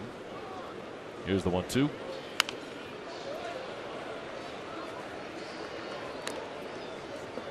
Among the rule changes this year, we've already detailed several of those, but the batter no longer has to keep 1 foot in the batter's box all the time. In situations like a check swing appeal by the umpire, he can step out, and a few others. That one poked into left, but picked off by Shaw before it gets there to retire the side. A gentle floater. Good frame for Buchholz. He gets him 1-2-3 for the first time tonight.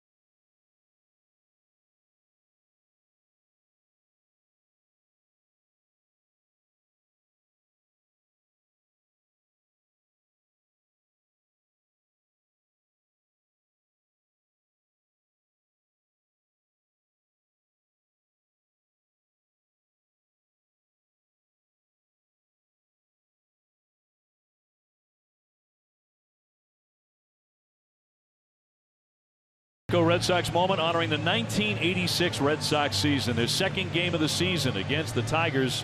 Red Sox would lose 6-5. The Tigers scored 2 runs in the bottom of the 8th to take the lead for good. Wade Boggs had 4 hits. He drove in 3 runs for the Red Sox. Look back at 1986. Season where the Red Sox would go to the World Series. Jackie Bradley to lead off here in the top of the 5th. Red Sox trying to get some offense going against Carlos Carrasco. Bradley 0 for 1, caught looking on the 3rd strike.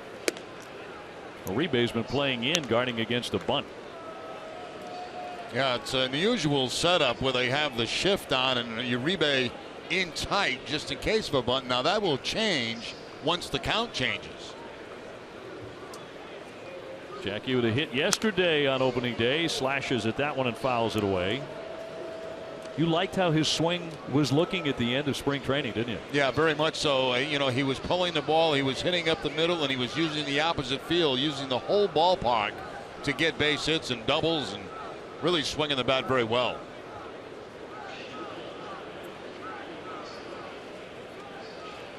Carrasco with a 1-1 and rattle foul there at home plate. There's a good example right there, Dave. You know, that's a pitch, that 3rd pitch to him that was away. That's the ball that he was taking to the opposite field at the end of spring training. That time it looked like he was trying to pull that pitch. You see the location of the pitch, it's going to be away. And watch the swing. It looks like a pull swing to me. And it looks like he tried to pull a ball that was well outside. Jackie very, very streaky. Bounding ball into that shift. Down for it, Kipnis. And 1 man out. Let's go downstairs to Garen Austin. Thanks, OB. This season, MLB has approved the use of iPads in the dugout so players can watch video and review footage. John Farrell said it's going to be up to each positional coach if he wants to utilize the new technology or stick to a more traditional method.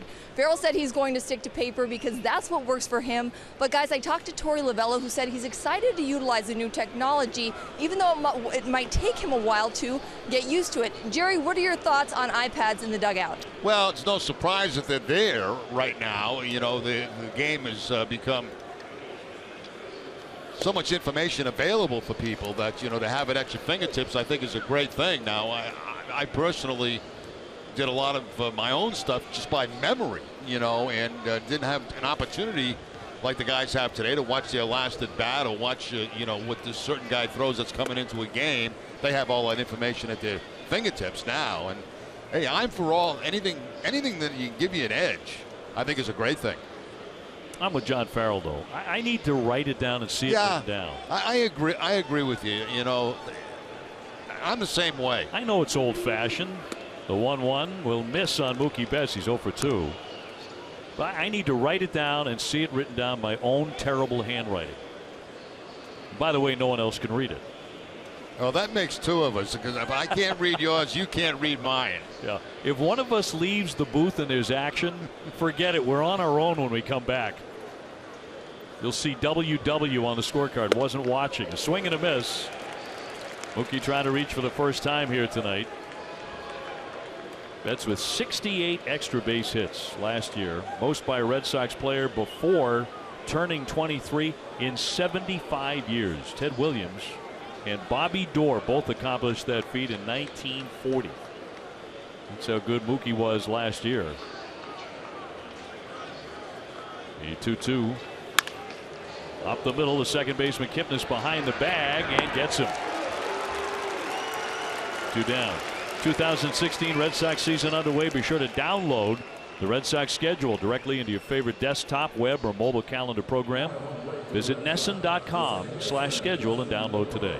Dave, there's an example there of an infielder knowing what the pitch is going to be against Betts. I mean, the middle infield, the second baseman and shortstop see the signs from the catcher, and Kipnis saw breaking ball, so he can move a step or so to his right, and that put him in perfect position to make the play on that ground ball against Betts. 2 ground balls to second. Pedroia now a double and a ground out to third tonight. Petey's 1 for 2. And across for strike 1. Well, you take a look at the signs. You see that where Kipnis is, and he's going to start moving just a little bit to his left. And the ground ball, he's going to position to make the play. They had him shaded in that direction anyway, and it was just a little bit of another step when he saw a breaking ball being called by the catcher, something that he expected Betts to pull, and that put him in a spot to make the catch on the ground ball. Kipnis out of Arizona State, just like the man at the plate. He followed Dustin Pedroia at Arizona State. So he heard about the legend of Pedroia. That one chopped along the third base line, but foul. And he was a legendary college player.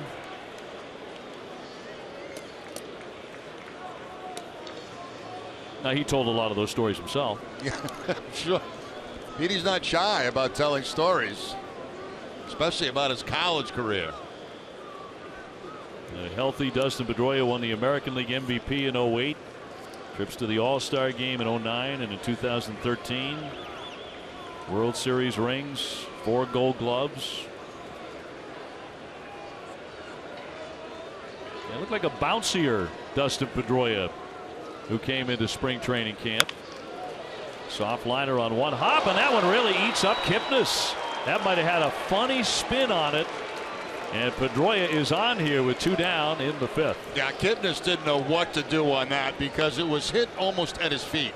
And he didn't know whether to come in and play it on a line or back up on it. He decides to back up on it, then the ball just eats him up right there. And it did take a weird spin on him. That was like a knuckleball coming off the bat of Pedroia.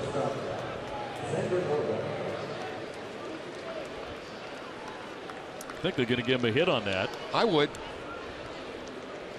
Indeed it will be. It's his second of the game.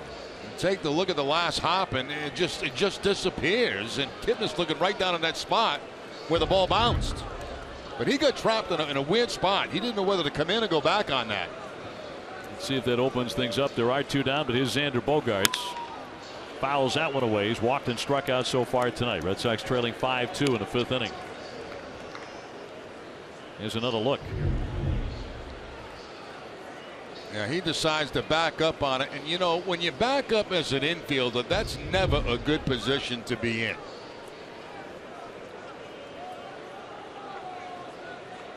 But a single for Pedroia. He's on with 2 away. Ortiz on deck.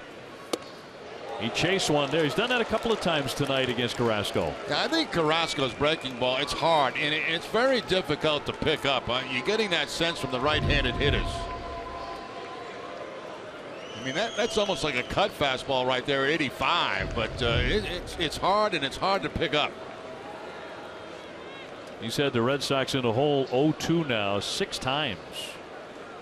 And he has outstanding stuff, so that's deadly. Broken bat ground ball. Lindor will dig that. The force retires the side, so nothing comes of the strange single. 5-2 Cleveland, mid-5th.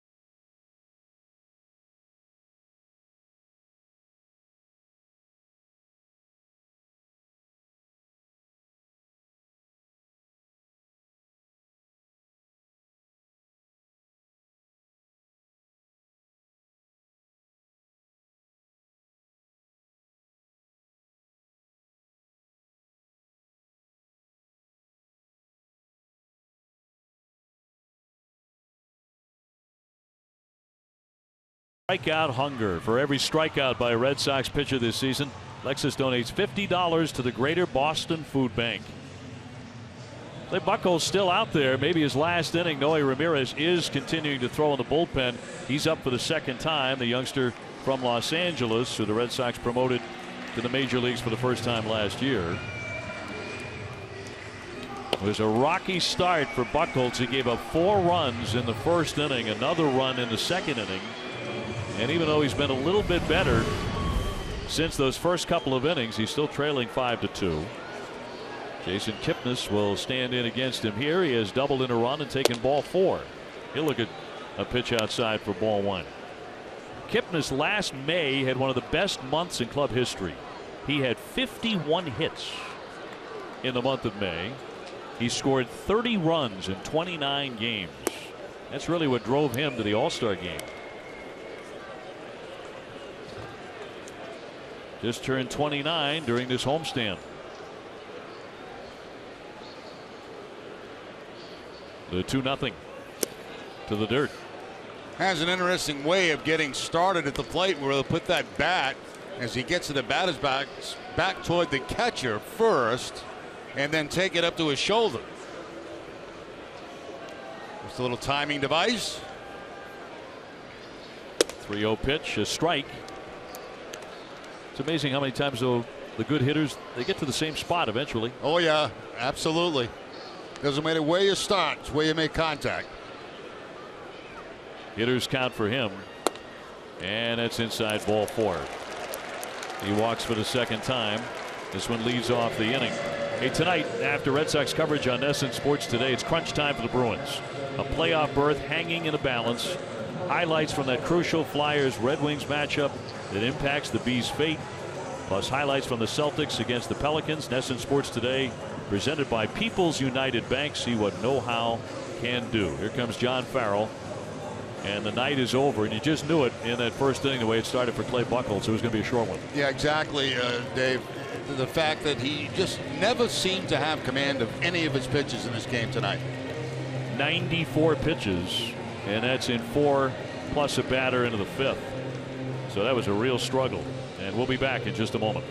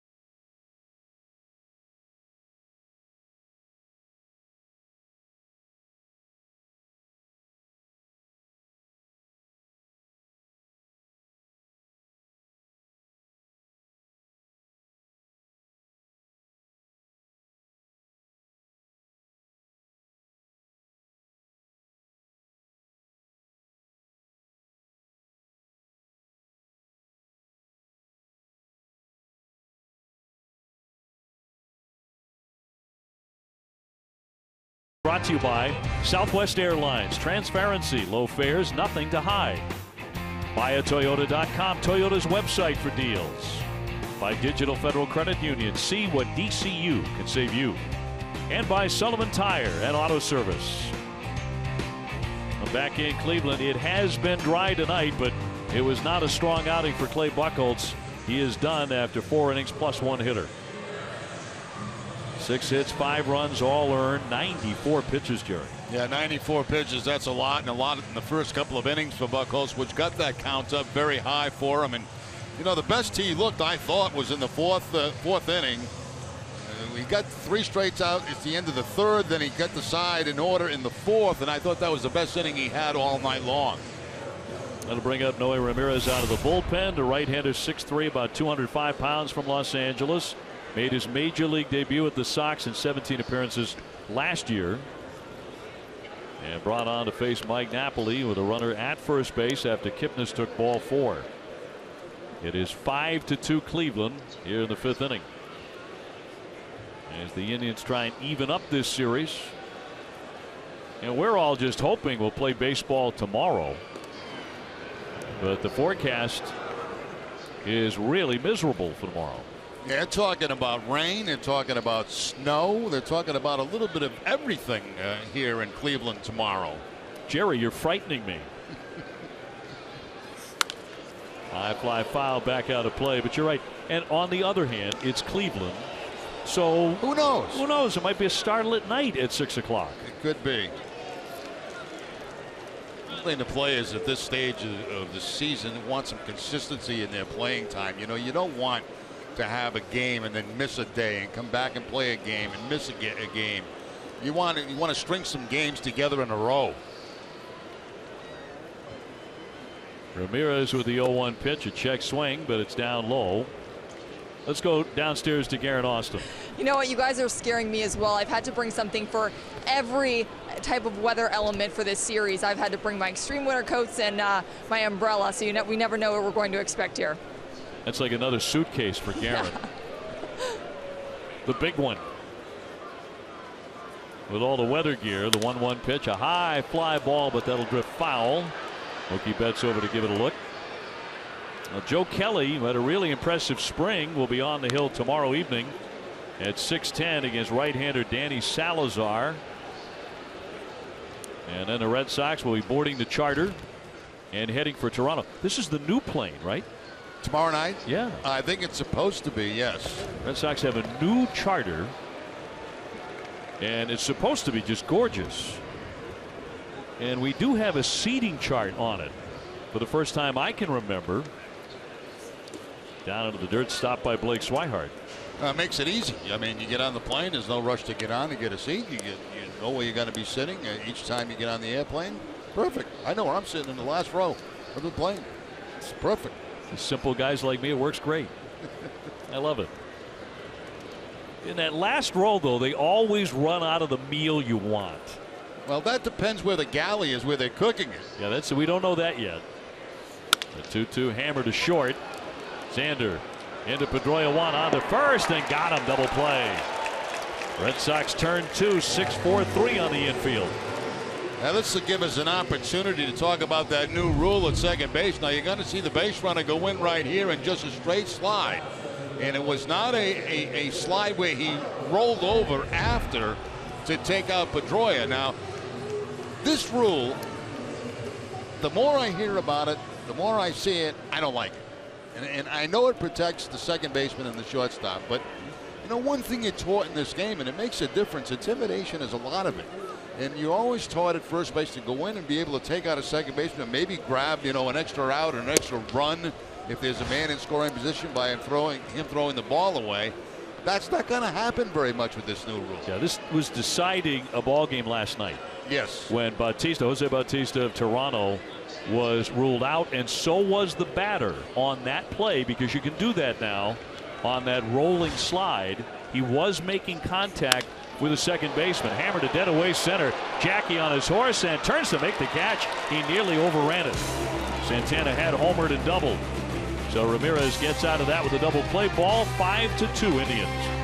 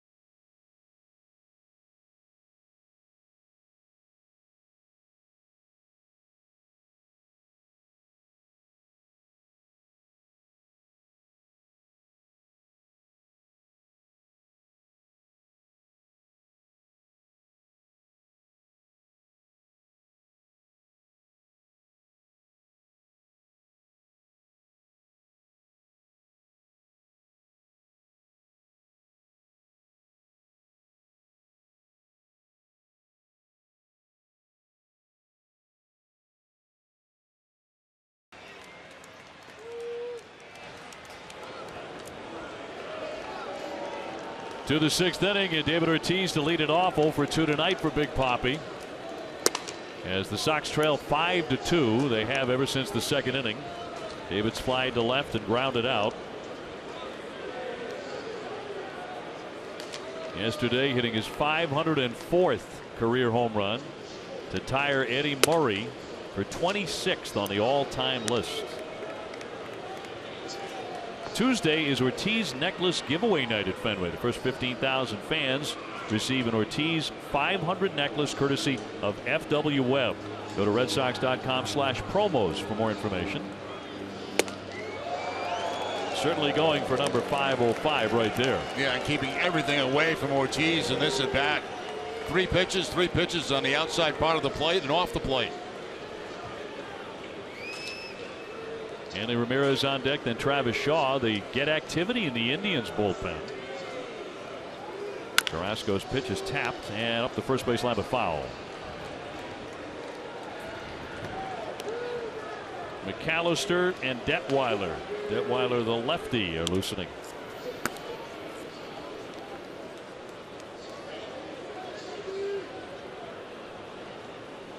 The Red Sox have been held to 5 hits. One of those a 2-run homer by Brock Holt in the 2nd inning. The only Sox runs. David trying to add in the 6th inning. Here's the pitch.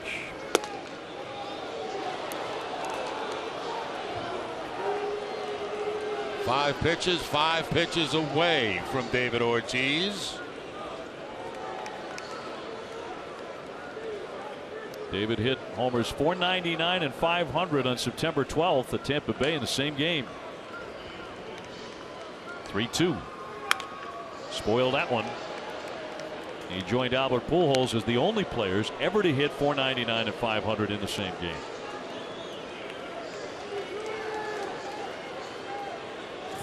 David will always let you know when he thought he should have done serious damage on a pitch. That last pitch was a good example of breaking ball away.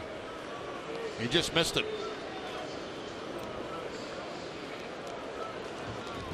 The payoff. High fly ball deep to right center. Back it goes. Naquin turning. It's gone. He's done it again. Number 505 for Big Papi. He did not miss that one. And the Red Sox pull to within 2.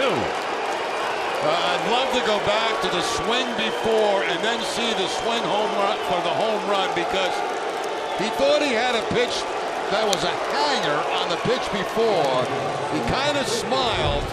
Here's the swing before where he gets a hanging breaking ball. It's going to be away from him.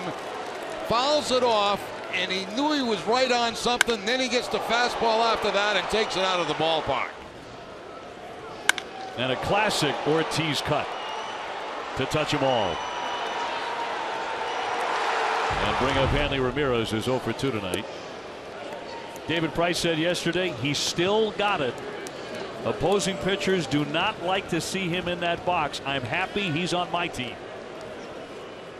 And now holds 26th place to himself. He just passed a Hall of Famer. Popped up. Let's see if Napoli or Kipnis have a play down the line.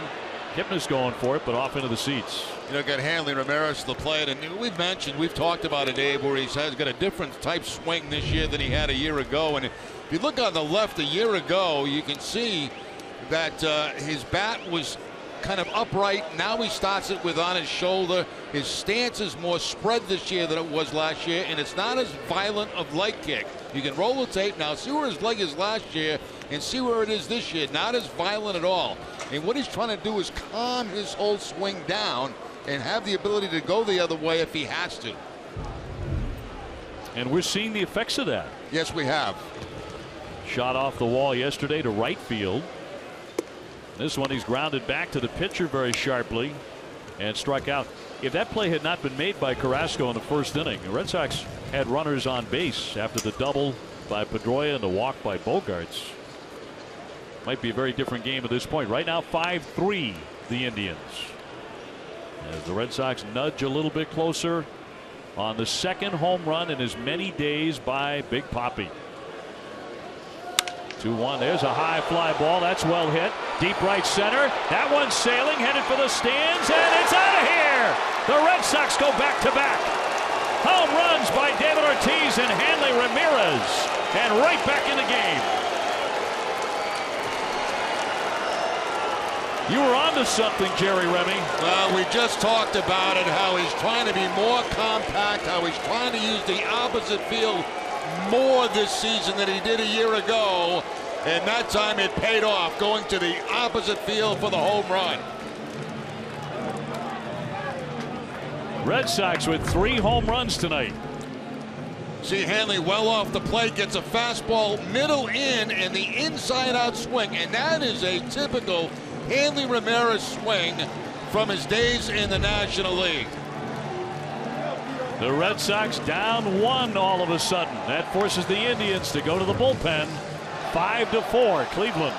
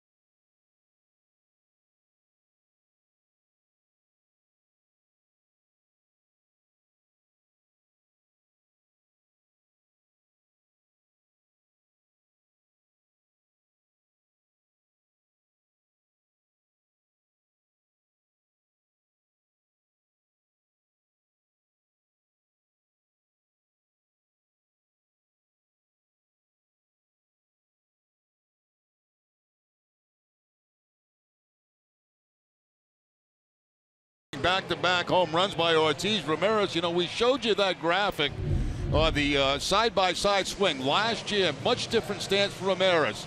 This year, bat closer on his shoulder. Then you see the leg kick. Look how close his feet are last year. The high, violent leg kick. This year, a little bit less. It's going to be still a leg kick, but not as high, and that keeps him more compact. His eyes on the baseball much better, and able to drive the ball the opposite field, and that's just what he did last time up. Here's his last swing. You're going to see basically the same swing right there as we just showed you on the right-hand side, and takes it out of the ballpark to get the Red Sox closer. Chris Young will bat for the first time this season, a guy who hits lefties very well, and facing Detweiler, the Red Sox faced yesterday, and that'll miss outside for a ball. So Young in the game now, hitting in Travis Shaw's spot, with the Sox pulling to within 1. Young has been a lefty killer, has good power himself. Outside for a ball. He had 14 home runs for the Yankees last year. So the Red Sox flashing some lumber here to the middle innings. There's a high fly ball toward left center, racing out Lindor. And now they let it fall in between the left fielder and the center fielder, and into second base is Young. Naquin and Ramirez both looking at each other, and it falls between them, and a big break for the Red Sox, who now have the tying run at second. Now there's an example of a young center fielder, Naquin, not taking charge of a ball. I mean, he's the guy. He's the take charge guy. He's the center fielder, but because he's a young player, he's probably afraid to do so, and it cost him that time. He's looking up into the wind too, like it was really kicking up, but I think you're right. I think that's just a case of an inexperienced outfielder muffing the play. Yep. He's the take charge guy. The center fielder is. If he can get it, he takes it. Has begun to sprinkle a little bit here. It's also sprinkling runs For the Red Sox, here comes Brock Holt, who has homered and singled. So 2 for 2 tonight, 5-4 Cleveland. The Red Sox rallying against Carrasco and now the bullpen perhaps. Nobody out in the inning. Home runs by Big Papi and Hanley Ramirez back to back, and a gift double to Chris Young. Stopped by Gomes, and the runner has to hold. And now you're down to a run ball game, and this is where Holt's going to try to move that runner to third base with less than 2 outs.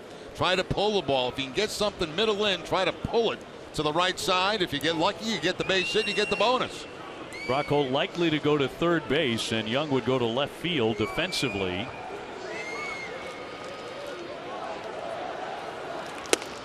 Inside at 89 miles an hour. 2 balls and 1 strike.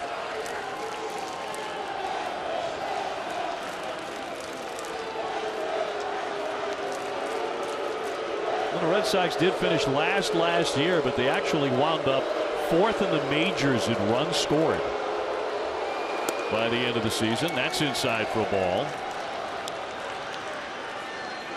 So after a chilly start to the season, the offense did get rolling. It was kind of an afterthought because of where the Sox were in the standings. And Ramirez going yard for the first time on the Young season. Now it's 3-1. Young at second. And he gets a piece of it. Yeah, that's what Holt was trying to do. He had the count in his favor. 3 ball, 1 strike, trying to pull that ball to at least advance Young to third base.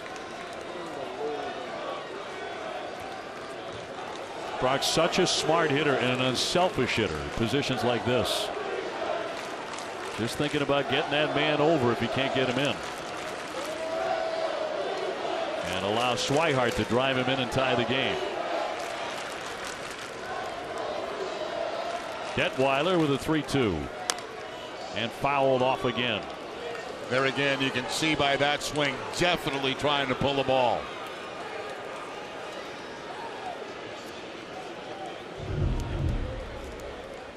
See the swing here by Holt, trying to get that bat head out in front, trying to pull the ball to the right side. Situational hitting. 5-4 Cleveland, 6th inning. Red Sox rallying. The tying run Young at second base. And the 3-2 to Brock Holt. And that missed low ball 4, so he walked him. And that's 4 consecutive Red Sox who have reached base here in the 6th. And the batter will be Blake Swihart.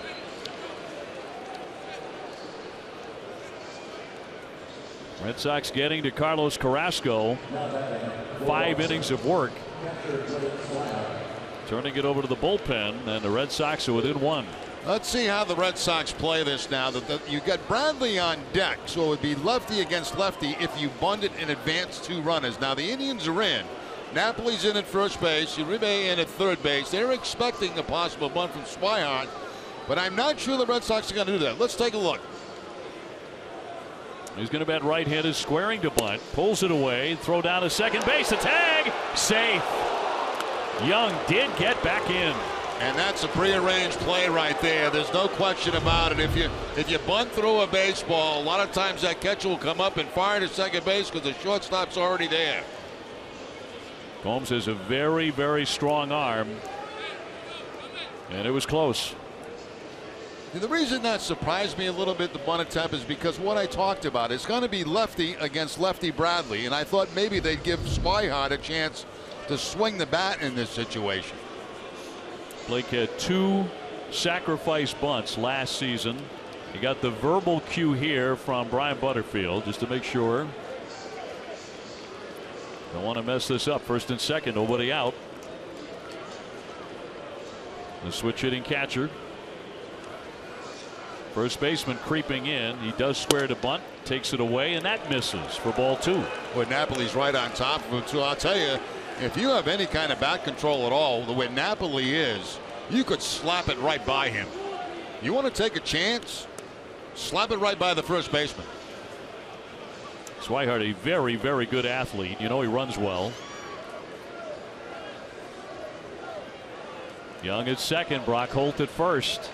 So the go-ahead run is at first base for the Red Sox, who have trailed all night. The 2-0, not bunting there, and it's now 2-1. Yeah, gets himself in a fastball count. 2 balls, no strikes. They take off the bunt play and let him swing away. Now let's see what they do on the 2-1 count.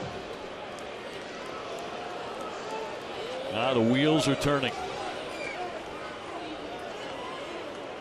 David Ortiz with a home run. Hanley Ramirez right after him with a home run. Young with a pop-up that should have been caught in left center. It dropped in for a double. Brock Holt with a nice at-bat. Took a walk. Now the Red Sox were base hit away from tying the game. They were down 4-0 after 1 inning of play. And Detweiler with Napoli charging in delivers. He is bunting but takes it away again, and now it's 3-1. And with Napoli that close, you can see Swihart. He's trying to bunt the ball down the third base line and pull Uribe off the bag. Leave that vacant third base bag. See if they switch back to the swing now when a hit is count 3-1. I like the idea on 3-1 swinging the bat here. I do too. He's 0 for 2 tonight with a fly to center and a strikeout. Uribe's backed up almost even with third base. Not bunting, and it's inside for ball 4, and the bases are loaded for the Red Sox with nobody out. That is 5 consecutive Red Sox reaching base against Terry Francona's Indians. Boy, Tito can feel this one slipping away. And here comes Jackie Bradley. Jackie is struck out looking and grounded to second. What a strange inning, Dave. Led off by 2 home runs, back-to-back home runs, a double, then back-to-back walks. What a guy that was trying to give you an out by bunting. Right. And they refused to take it. So no place to put Jackie, who hit 10 home runs last year.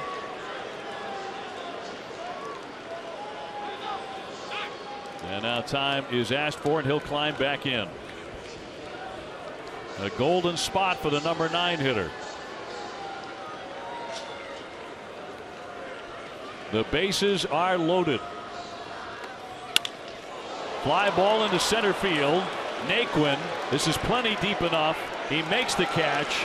Young will tag.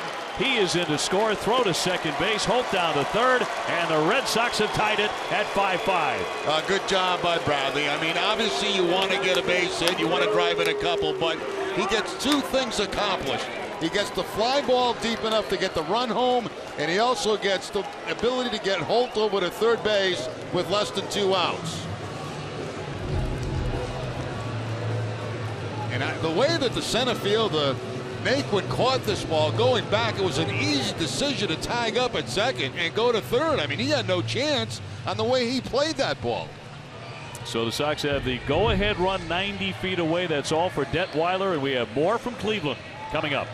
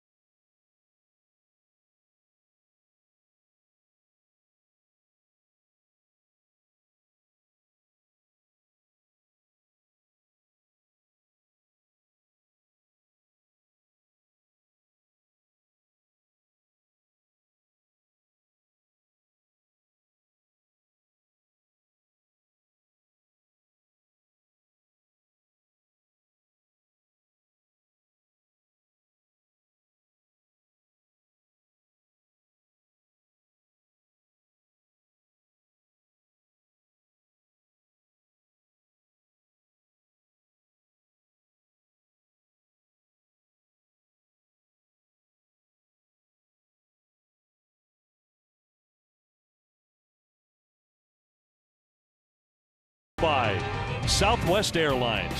Transparency, low fares, nothing to hide. The Boston Red Sox have battled back to tie this game 5-5 against Detweiler and company.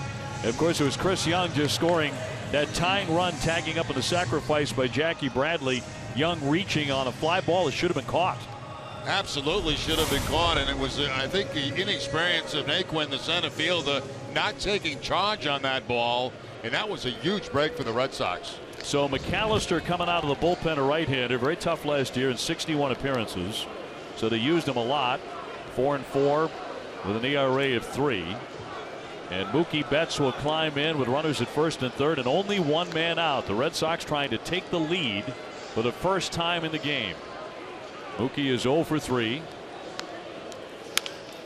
Chopper, the runner holding at third. Uribe gunning. Now he comes home, and there will be no play at the plate. Brock Holt with some tremendous base running, and the Red Sox have the lead 6-5. Oh, that's really, really good base running there. Excellent base running by Brock Holt, because what he can do, if you watch this again, he can follow Uribe in.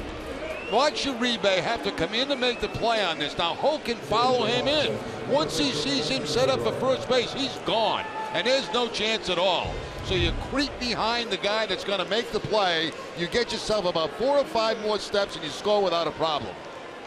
This is by far my favorite inning of the year. I mean, the way this inning has come together with the home run power, you know, getting that run in to tie it, and that was a gift. But think about Jackie Bradley with some very smart hitting with the bases loaded. And how about the cagey base running here by Brock Holt? That was very good. Very, very good. A lot of smart baseball in this inning for the Red Sox. Here's Pedroia with a man at second base and 2 down, trying to add on now. And Petey looks at one inside. A good night with a double and a single. He's 2 for 3. 291 with 12 homers in a shortened season last year.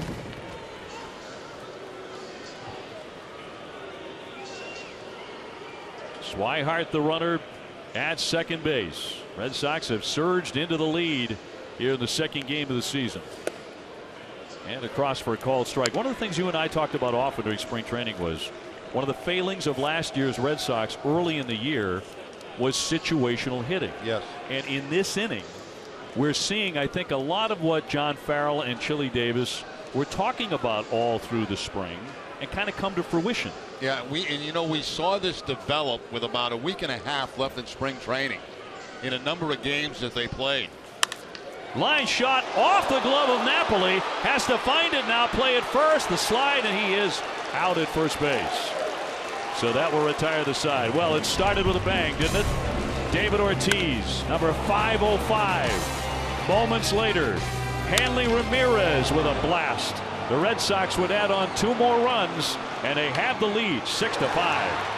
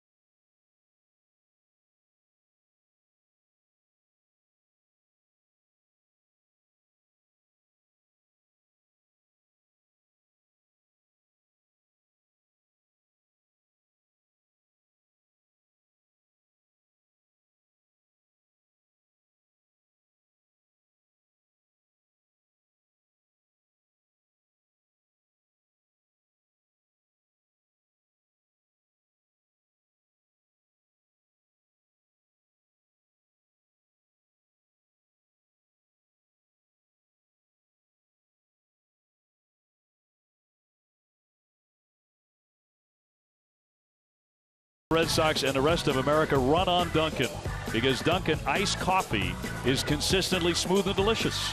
Dunkin' Donuts coffee started right here in Boston, the #1 coffee in New England. The Boston Red Sox run on Dunkin'. David Ortiz got it going, as he has so many times, and then Hanley Ramirez, the big smile, back-to-back home runs. Couple of changes now for the Red Sox defensively. Chris Young was a big part of that rally with that double that fell in. Luckily, he's now in left field. And Brock Holt moves from left field over to third base, where Travis Shaw is done for the night. Long way to go yet. Only the bottom of the 6th inning, but the Red Sox just put up 4 and have taken a 6-5 lead. Noe Ramirez staying on, and that one ripped down the line, but he hooked it too much. And a noisy strike by Yan Gomes.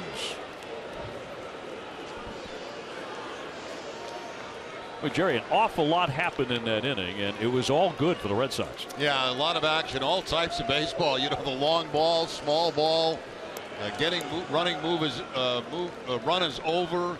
Just a lot of good stuff going on for the Red Sox in that inning, and it had been dead prior to that inning.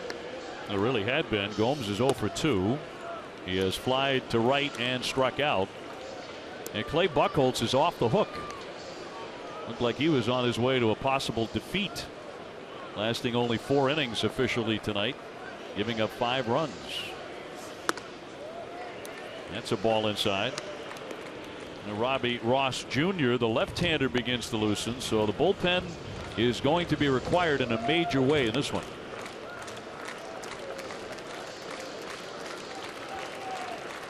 And again, a little light rain. Waved at and missed. Man, did he pull the string on that one, and the count is 2-2. That's a very good changeup by Noe Ramirez. Not known very much for his changeup. It's basically fastball sliding, but he pulled the string on this one.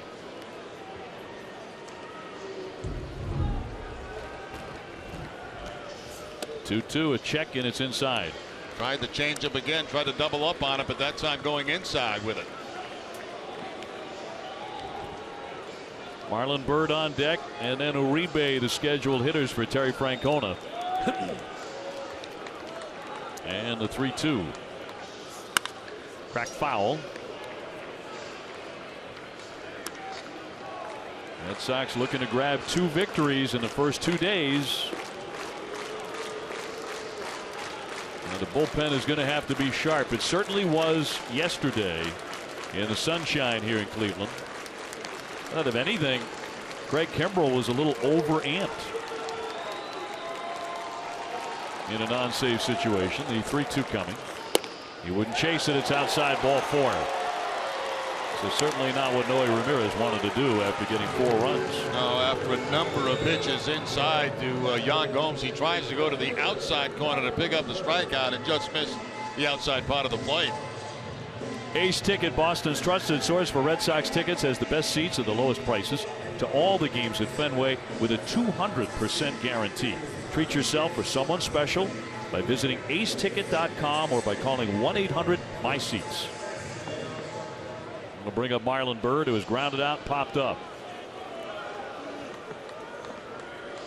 1 on, nobody out in the 6th.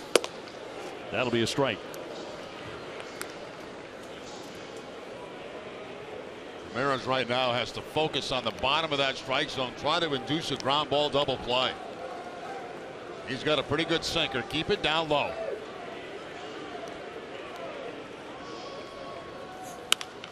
Little looper over first down the line and right on the chalk for a base hit. Into third base will be Gomes, and he'll stop there.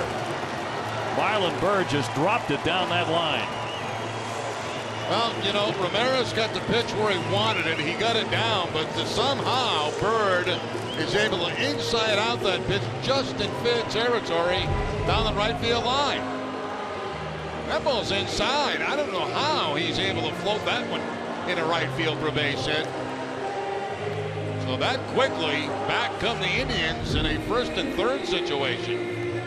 That didn't take long. Uribe will be next. He is grounded to short and fly to center. 0 for 2 tonight.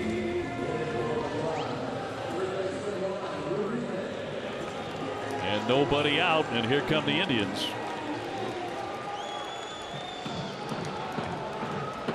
Uribe, a guy who has been around. He's now 37. Played for 7 big league teams.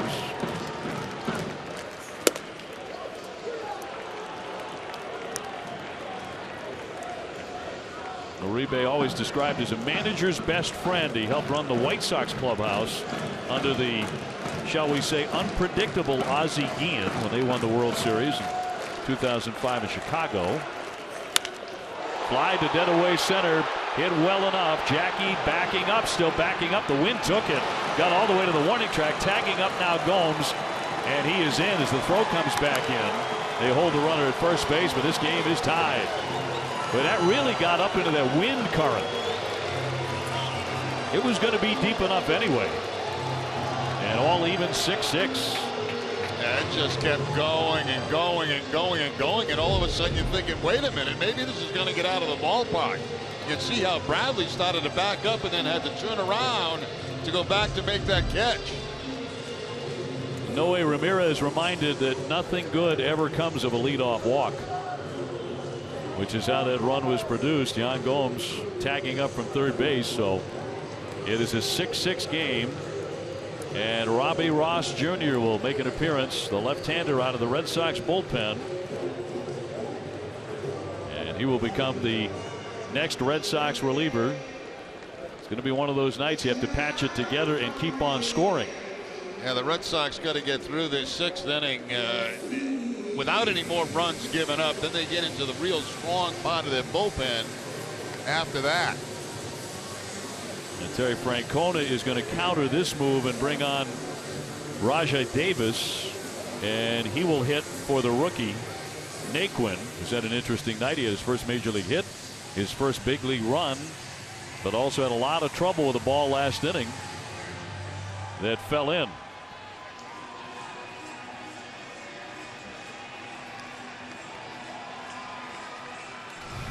The Red Sox in the 2nd inning. Brock Holt getting on the board with a 2-run shot. And in the 6th inning, David Ortiz leading off with a home run. And that'll be followed by Hanley Ramirez going to the opposite field for back-to-back home runs for the Red Sox. Jackie Bradley Jr. with a sacrifice fly to center field.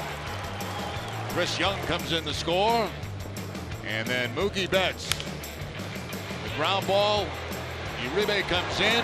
Brock follows him in. Brock Holt, and he comes in to score what at that time was the go-ahead run.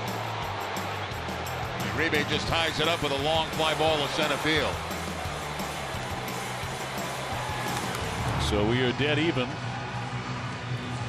And Robbie Ross Jr. going through his warm-up tosses. Terry Francona will bring up Rajai Davis. Robbie, a key man last year in the bullpen when it mattered. Unfortunately for the Red Sox, it didn't matter that often come the second half of the season, but he had some very strong outings. He wound up at 0-2 with a .386 ERA in 54 appearances.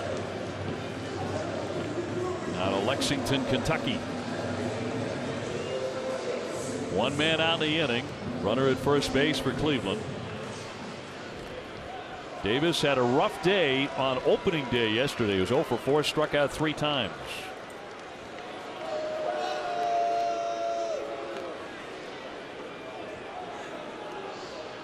Davis, a Connecticut native, a graduate of New London High School in Connecticut. Checked his swing and he fouled it away. Incidentally, congratulations for the 11th time to the UConn women basketball team. Another national championship last night, the 11th for the great Gino Auriemma. Well, they just cruised through that tournament too, didn't they? They are unbelievable. Unbelievable. Undefeated. 4 consecutive national titles. There's a high deep drive to right field. Betts back, turning, still turning, finds it now. He leaps and makes the catch. Bird has to hustle back into first base. You know, we talked, Dave, about the athleticism of Mookie Betts, and that was a good example of it right there, because he got spun every which different way and finally ends up making the catch. There he turns one way, now he's going to turn back the other way and goes back to the wall to make the catch. And a reaction by Davis. I thought he did more with that. Here's Lindor. The switch hitter batting right-handed. He's gone 0 for 3 in this one. 2 down, tied 6-6. And what has been a fascinating ball game. Yeah, this has been a much different game than game 1 of the season. Yes, completely pitching dominated, certainly on the Red Sox side with 15 strikeouts. Into the dirt. Swihart couldn't find it, but the runner Bird is not going to advance. And Blake finally picked it up. See, for me, that's not a good read by the guy at first base, Bird, because when you see a ball that's kind of bouncing in the dirt like that, I'm a believer. You know, if you read it correctly, you should take off at second base, because very rarely is that catcher going to come up clean with it. 1-1 line shot slicing into the corner, but that'll be a foul ball. Lindor with a very live bat. And now you really have to wonder by this hour of the game, about 10 till 9, are we going to see a front come in? Because that was the prediction. Right. We're going to see some rain at some point tonight. Well, it is raining a little bit now. Is this as hard as it's going to get?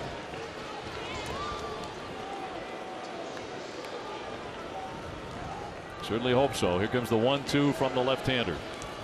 Down into the dirt. Again, he couldn't locate it, but again, Bird has to scoot on back to first base. I can't believe Bird is still standing at first base. I mean, the potential go-ahead run, he should be standing on second base right now. I'll say this for him. Sometimes the ball gets to this side here. You can't see it. The catcher's blocking it, so you don't know how far away it is from him. But in my opinion, he should be at second base.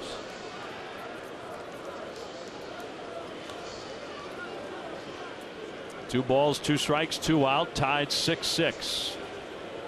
As the Indians have tied the game in the last half of the 6th inning after the Sox got 4 to push ahead. Low again, but blocked this time by Blake. Both starters are now in the showers. This one is up to the bullpens.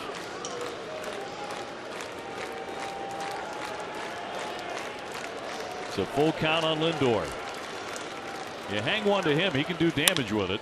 High chop to third, off the glove of Brock Holt. It'll stay on the infield, but everybody's going to be safe. Bird down to second base. That'll be an error. He was just in left field moments ago and had to come out to play third after the switch was made, and they're going to be safe at first and second. Yeah, Brock Holt trying to charge this ball and play it on the in-between hop, as you can see right there, but it carried right off the heel of the glove. Red Sox not doing much to help themselves in this inning. They had the leadoff walk, and now with 2 outs, they have the error here on Brock Holt. That is the first error in the game for either side. A mound visit for Carl Willis. He's on the clock. New this year, they have 30 seconds to make the visit and get off the hill.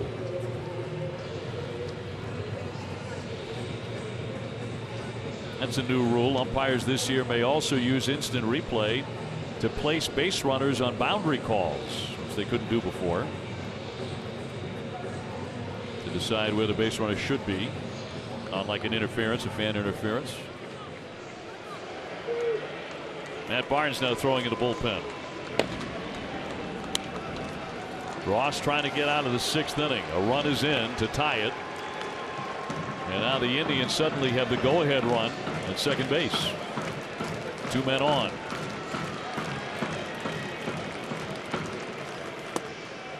That's a strike. Ramirez with a good night. He has 2 singles. He's also lined out to third base softly.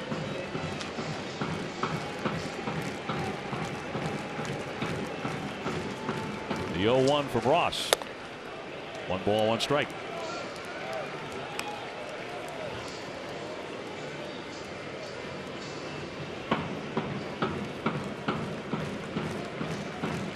It started with Ramirez. Noe Ramirez there walking the leadoff man. That was Gomes, and he would eventually come on in to score. The pitch. Fly to the right center. Jackie Bradley, Mookie Betts there, and Mookie will line it up to make the play and retire the side. The Indians battle back. They tie it. We go to the 7th. We're in a 6-6 knot here in Cleveland.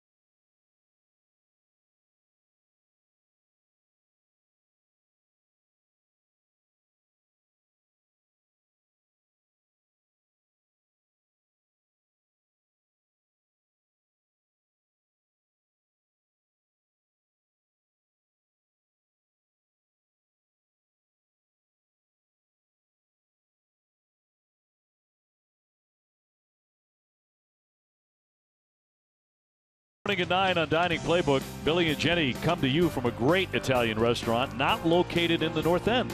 Plus, they're joined by a special guest from the Celtics. Dining Playbook on Nesson, driven by your New England Chevy dealers. Rajah Davis staying in the game to play center field. And we are tied 6-6. Jerry Remy and Dave O'Brien with you. And a good part of the order here for the Red Sox to try and get back on top against McAllister. It'll be Bogaerts, Ortiz, and Ramirez. David Ortiz with his second home run in as many days, and Hanley Ramirez followed back-to-back in the 6th inning. He checked, and it's inside. Junichi Tazawa, who was impressive yesterday, is up and warming again.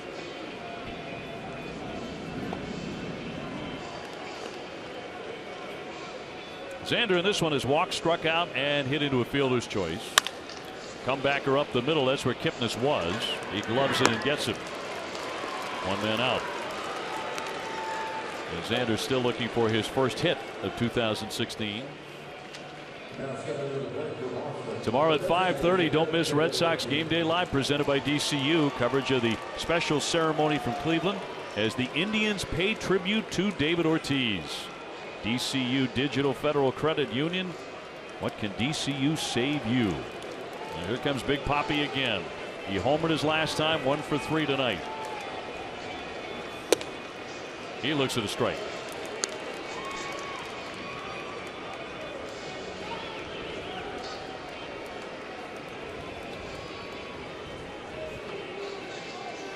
The home run in the 6th inning got the Red Sox rally going.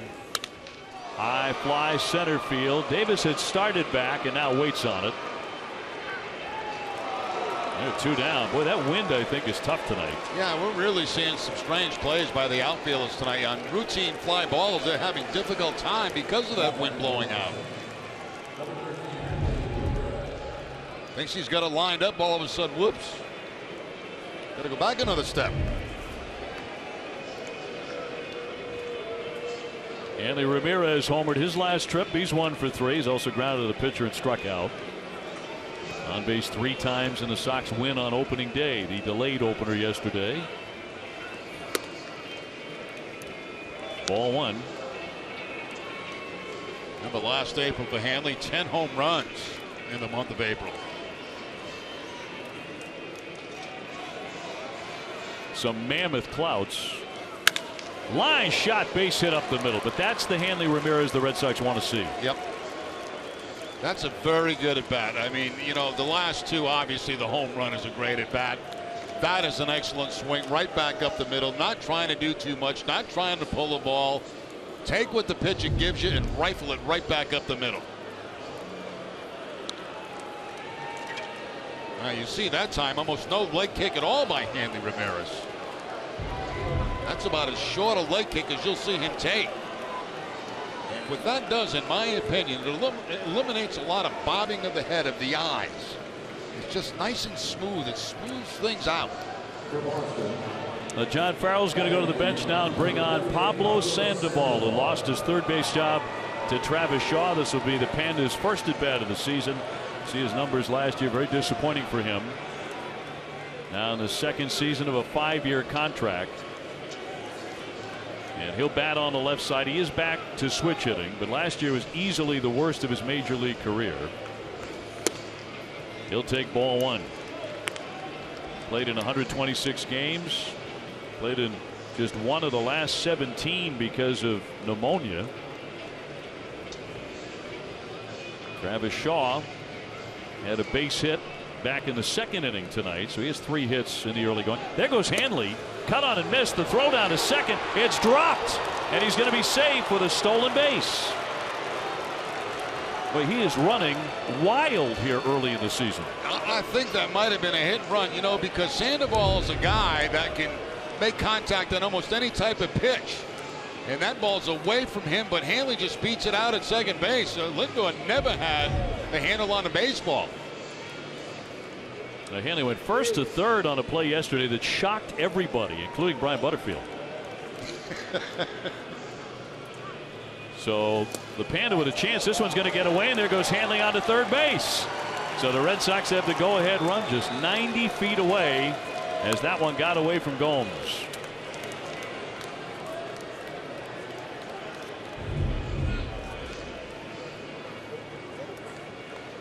Wild pitch. Yeah, had to cross over that time and try to backhand that ball. Couldn't do it, and Ramirez moves up another bag. So Pablo Sandoval can put the Red Sox in the lead again here in the 7th inning. There are 2 out, and the 2-1. And he fights that one back foul, 2-2. You know he loves to swing the bat. He only walked 25 times all last year.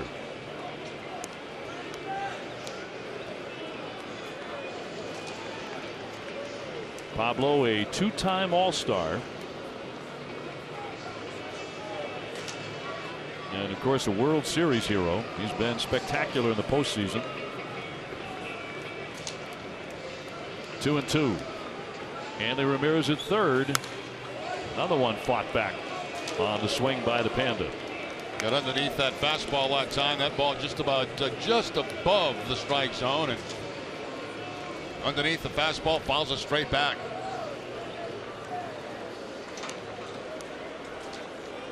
Sandoval, a .288 career hitter, but he hit .330 for the Giants in 2009, .315 in 2011.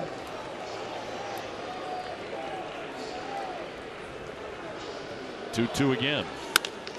Line shot, Davis to his right, and he'll make the play to retire the side. So the Red Sox get a man to third, but strand him there. The 7th inning, it's 6-6.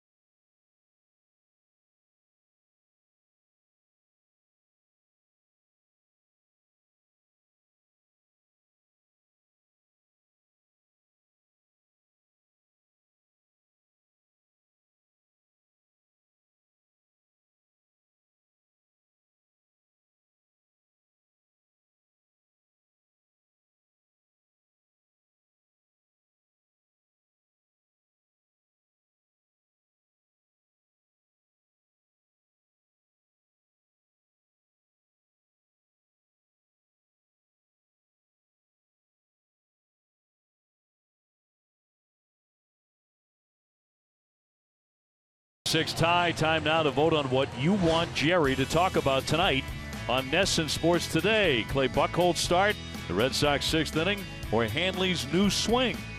Text your answer to 536-536. Message and data rates may apply. One message per vote. Visit NESN.com/terms for terms and conditions and the privacy policy. Look at that. That's 6th inning. Out in front. Oh, wait a minute. Things change quickly in this. They sure do. Junichi Tozawa will come on and pitch. It has changed very quickly in this game, including the score. We are dead even in the last of the 7th inning. And for a while, it looked like the Sox bats were going to be dead tonight, but they really woke up with 4 runs in that 6th inning, highlighted by the back-to-back home runs by David Ortiz and Hanley Ramirez.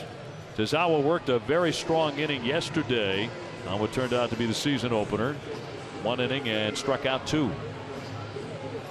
Couple of defensive changes. Brock Holt goes back to left field, so he's got left field to third base, back to left, and Pablo Sandoval takes over at the hot corner. And the leadoff man in the inning will be Jason Kipnis, who's doubled. He's also walked twice, so the Sox have yet to retire him. 6 runs on 9 hits for the Red Sox, 6 runs on 7 hits for the Indians. And the first one to Kipnis is wide for ball 1. There again, Tozawa starting off a hitter with a curveball. He does that an awful lot.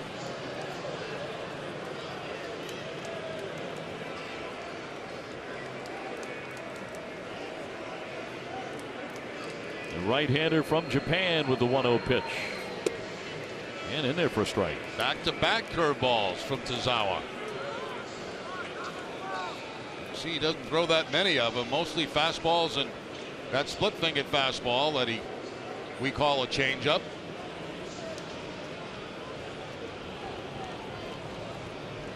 One to Kipnis. Hammers that. A liner. Jackie coming on. Makes the catch. Got a very good jump on it. 1 man out.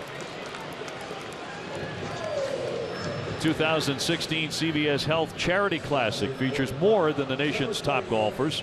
Don't miss the Charity Classic benefit concert featuring Grammy award-winning Lady Antebellum at the Dunkin' Donuts Center in Providence on June 28th.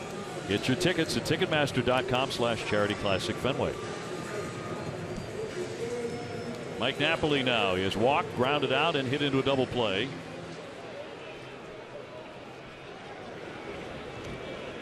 You and I were talking about the new rule at second base on what is a legal slide. Last night, an illegal slide actually cost Toronto the ball game against Tampa Bay. They wound up splitting that series, incidentally, with the Rays. That'll be the next stop for the Sox. They go to Toronto on Friday. I know that what baseball is trying to do is make players safe because of what happened with Chase Utley breaking the leg of an infielder last year. That was such a gruesome play. But I also get what you're saying about the tradition of hard-nosed baseball. You're talking about clean baseball, hard-nosed baseball. Exactly. You know, Dave, there is an intimidation factor at second base for middle infielders when you know there are guys that are going to, and there are certain guys you know that are going to be coming in there hard all the time. And those kind of guys can change a game. That'll be a swing and a miss by Napoli, now 1-2. You know, they can force you to make a bad throw just knowing that they're coming in there. And any kind of contact at all, you know, can win a ball game for you. So that's why I'm not crazy about the new rule. It protects the second baseman and shortstop. I understand that. But I think these guys have, you know, that internal clock going all the time where they know when they're going to get hit. It really is remarkable how they can avoid it, too. 1-2 on the way. That's down low. And you knew the reputation of the base runner. Oh, absolutely. I mean, there were certain players. I knew when George Brett was out there. I knew when Hal McRae was out there. I'm going to get my lunch at second base. I knew it. But, you know, that can affect the way you play. That's an intimidation factor around that bag. 2-2 on Mike Napoli. Santana on deck. Tied up 6-6 in the 7th. High deep drive into left field. Racing back, Brock Holt. He turns, and it's out of here. And this game is no longer tied, and Mike Napoli has made it 7-6 Cleveland. the heroes of the Red Sox 2013 team. Maybe a hero tonight for the Indians. A long way to go yet, but he has untied it. That's a bad split-fingered fastball there by Tazawa. That was a hanging split. Watch the location of this pitch. I mean, it just stays about belt high for Napoli, and that's not where you want that. You want that down around the ankles. Napoli did not miss that mistake. This is his second career at bat against Tazawa, and he deposits that one into the seats. Indians on top 7-6, and Santana, who's already homered and doubled, will get in here. Barnes is back up for the Red Sox bullpen.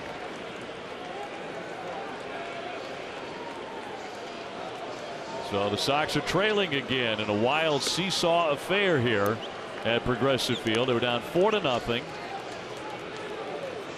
And then 5-2. And then the Red Sox battle back to take the lead 6-5. The Indians would tie it. And now they're back out in front. And the 2-0. He wailed and missed. That home run for Napoli was the 16th career home run he's had against the Red Sox. I remember a lot of those when he was with Texas. Texas Rangers, yep. He always seemed to hit big home runs against the Sox then. And a lot of us were delighted when he put on a Red Sox uniform. That's in there for a strike, a 93-mile-an-hour fastball. Some big ones for the Sox, too.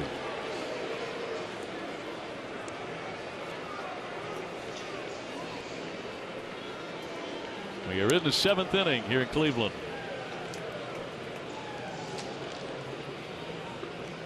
Santana blasted a 3-run homer in the first inning against Clay Buchholz, who has long since departed this one.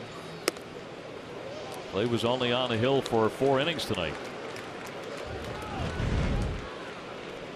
But he'll have no decision. 10,298 attending tonight.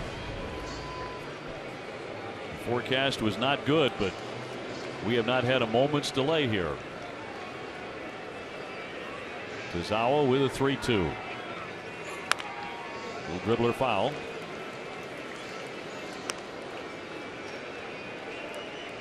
And tomorrow night, 6:10, Joe Kelly against Danny Salazar, a right-hander. More weather trouble ahead for tomorrow, but we'll see. There was certainly today, and this game has been played in its entirety, although it was delayed about 15 minutes.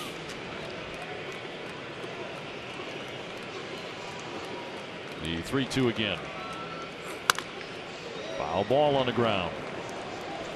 That time a little better split from Tazawa, not a hanger. That one was down a little in the zone a little bit more, and the result, the ground ball, foul ball. One in Napoli did not dip down deep enough.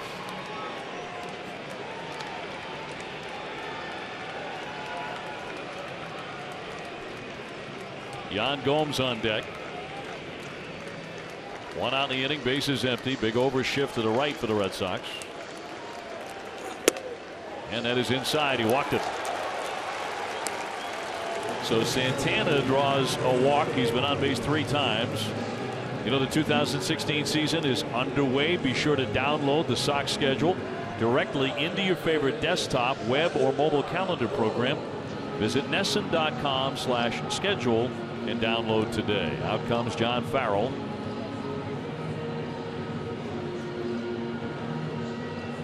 So he's about to make a pitching change. That is it for Tazawa. It gives up the home run to Mike Napoli. Matt Barnes will be next, and we'll continue with more from Cleveland in just a moment.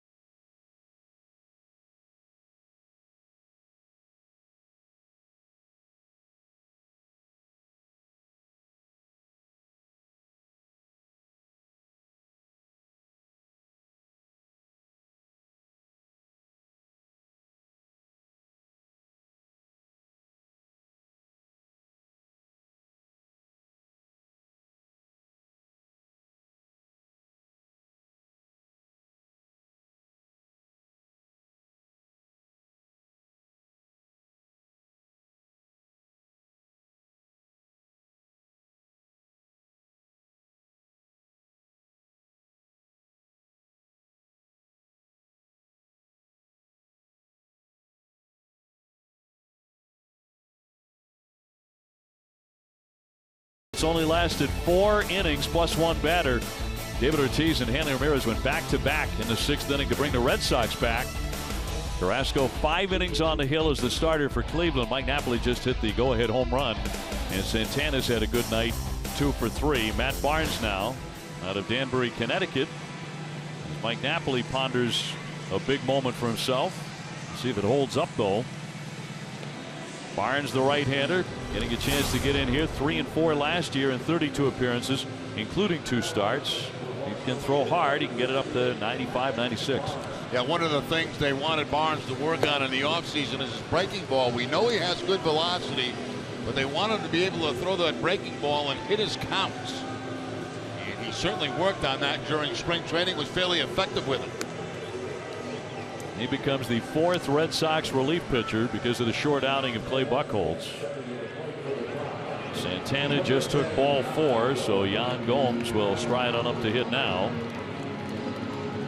Here in the last half of the 7th inning, and the Indians in front 7-6. It's been back and forth here. Gomes has flied to right, struck out, walked, and scored a run.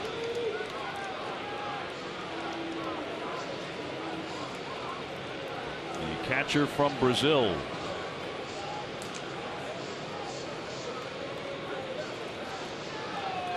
One man out, and Matt Barnes ready to deal. Back in Santana.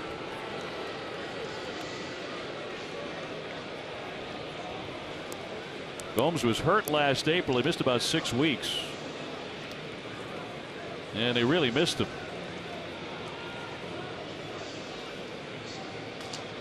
He can hit for power. He looks at a strike at 93. Gomes' father-in-law is the former major league pitcher Atlee Hammaker. Remember Atlee Hammaker? Yeah, I do. You remember the grand slam he gave up to Fred Lynn in the 1983 All-Star game? I do. I can get nothing by you. All I got to say is I do. I keep trying. Right. Liner toward right center. Jackie closing on it. Dives and he hangs on to make the play. Back to first goes Santana. JBJ with his first gem of the early season. And that's a huge play for the Red Sox, because if that ball gets by Jackie Bradley Jr., it may run for a while, but he goes into that dive. He's able to make the catch before the ball hits the grass. Once the glove hits the grass, he holds onto it in that big webbing. Nice play by Bradley Jr. So that's play number 1 on his Gold Glove reel, which the Red Sox would love to build and build throughout the summer. That's a huge second out. Brings up Marlon Byrd, who's gone 1 for 3 with a single. Cleveland ahead 7-6. Across for strike 1.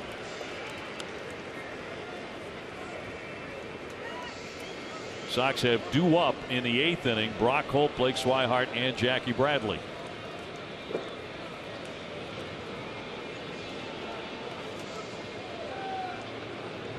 And Barnes with the 0-1 pitch. He snuck that one over the corner, according to Bill Welke. It's one of the few pitches that have been outside the strike zone tonight that have been called a strike. What a line pitch right there. Welke's strike zone much tighter than the one yesterday from Hirschbeck.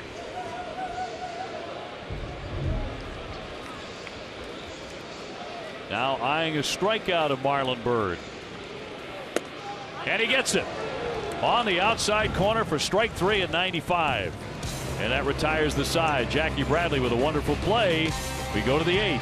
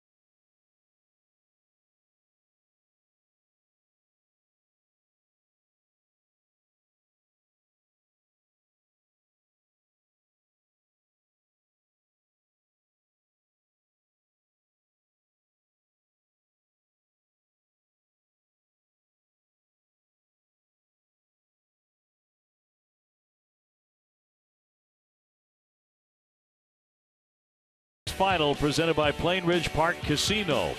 TC, Dennis Eckersley, Steve Lyons will preview Joe Kelly's start tomorrow against the Indians. He's been pitching very, very well through spring training and now ready for the real thing. They'll have highlights from the Blue Jays and Rays game as well. Well, this one goes to the 8th inning. Cleveland on top 7-6. Jerry Remy, Dave O'Brien alongside. Colin Cowgill now goes into the game at right field for Terry Francona. And Brian Shaw, the 28-year-old from California, will take over on the hill. Very tough to hit last year, a 2.95 ERA in 74 appearances out of their bullpen. Yeah, very impressive 242 batting average, 54 strikeouts on the season. Brock Holt will test him. Brock has not been retired tonight. A 2-run homer single and a walk. And he has scored 2 of the Red Sox 6 runs. Swihart next, then Jackie Bradley, who just made an outstanding play diving in right center. Sox in need of a base runner here in the 8th inning, and fouled off the catcher.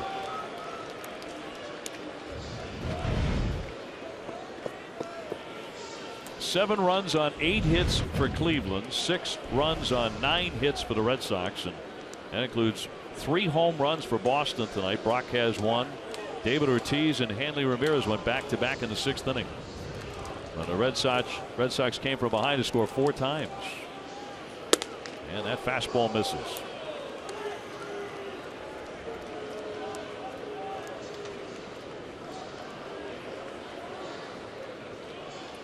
Sean, his 3rd season of very good work in their bullpen.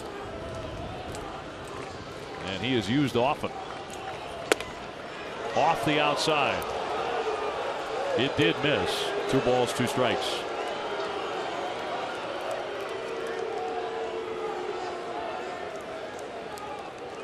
Terry Francona, 11 consecutive winning seasons between the Red Sox and the Indians. Rattled a little roller, and he's got to get out of the box, but it's foul. And had a chance to take a left-hand turn and come back fair.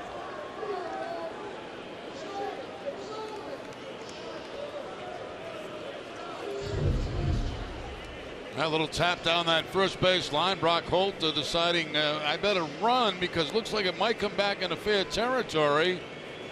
But continues to roll foul, and if it did come back and it was picked up, Holt would have been safe at first base. Shaw with a 2-2 to the shortstop. Lindor has a very good arm, and that's out number 1 in the 8th for the Red Sox. Yeah, he looks pretty slick out there, doesn't he? Very quick release on that ground ball. Had Holt going down the line, and well, it's like the ball didn't even touch his glove. Right there, and just a quick release to first base. Good strong throwing arm, and gets Holt by a running step. They think he can compete for a Gold Glove. Terry Francona loves his attitude. Very gregarious kid. So 1 man out, and here comes Blake Swihart. He's gone 0 for 2 with a walk in this one. Red Sox trailing by a run in the 8th inning. Jackie Bradley, the on-deck hitter. Red Sox winners on opening day yesterday, 6-2. This has been a very different kind of game. First of all, not nearly as many strikeouts. Red Sox pitching staff struck out 15 Indians yesterday. That is the most on opening day for a Red Sox pitching staff in 103 years. When you start knocking around a century, Jerry, that's a long time. Yes, it is a long time, and I am knocking around a century. A swing and a miss by Blake Swihart. I'm not fine behind you. Not too far. One and two, 1 out, bases empty. 7-6 Indians.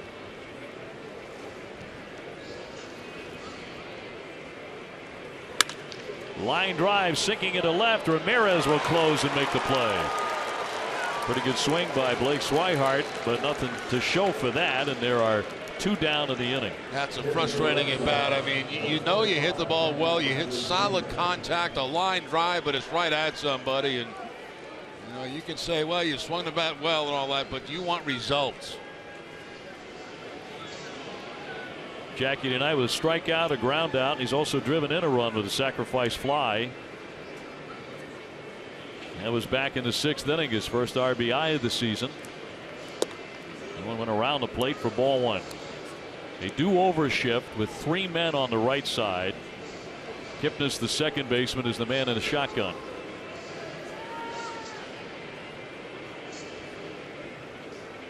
Two-way. Jackie finds the hole on the other side. He's got himself a 2-out single. Well, that's one way to change the shift. Take the ball to the opposite field. And, it kind of surprised me a little bit that they didn't have Uribe a little bit farther towards shortstop. And it's almost like they're expecting Jackie to bunt down that third base line. Then when they get a strike on him, they push Uribe back. Well, this time, no bunt, just a base hit right to shortstop. And normally, if there were 2 strikes on Jackie, that's where Uribe would be playing. That's right. That's just a ground ball to short. Yep. But a base hit brings up Mookie Betts, who crushed the home run yesterday.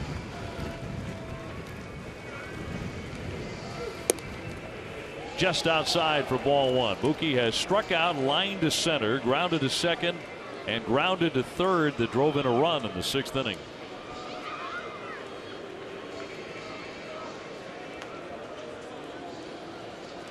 Belted the 2-run home run yesterday in the opener. Jackie diving back in safely. Back to that home run swing. Again, you get Betts getting that fastball inside and very quickly put the Red Sox on the board yesterday in much colder temperatures than tonight. That's right, it was 34 degrees. The wind chill was more like 25. A strike. 1-1.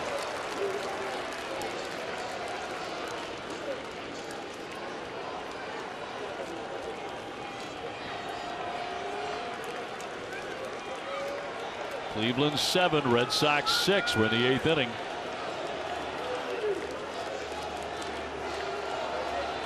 And the 1-1 to Mookie. Missed badly. Good backhand stab there by Gomes. And Gomes trying to fake Bradley out of first base too. After he made that catch on the backhand, he looked toward the backstop to try to act like the ball got by him, hoping to catch Bradley at first base going to second. Watch Gomes after he makes this catch. He's going to take a look back like he didn't know where it was. He's got it the whole time. Bradley was not biting. 2 down in the 2-1. Foul ball, a little trickler.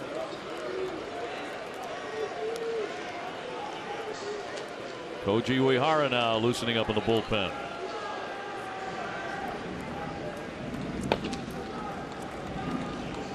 Mookie's uncle Terry Shumpert played for the Red Sox in 1995.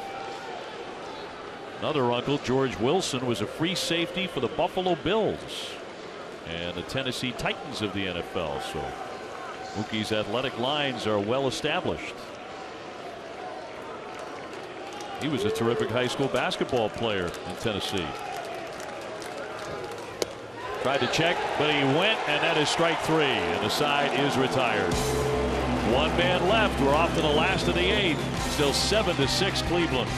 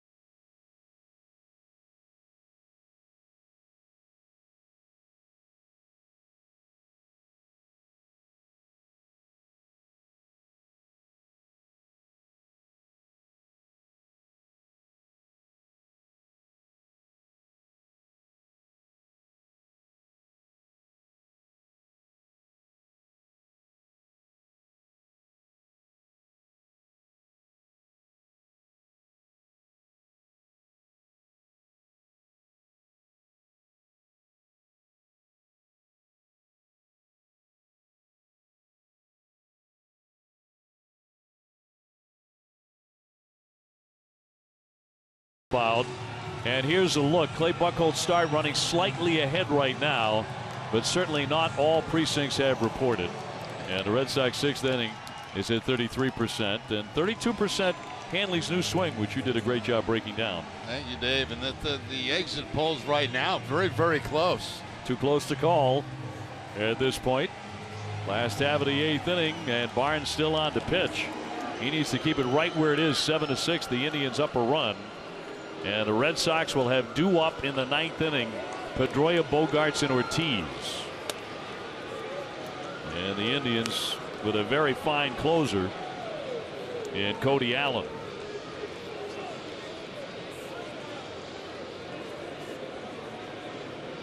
Uribe is 0 for 2 with a sacrifice. He hammers a liner, but Bradley is backing up to make the play. Hit right at him, 1 man out. And Rajai Davis will be next.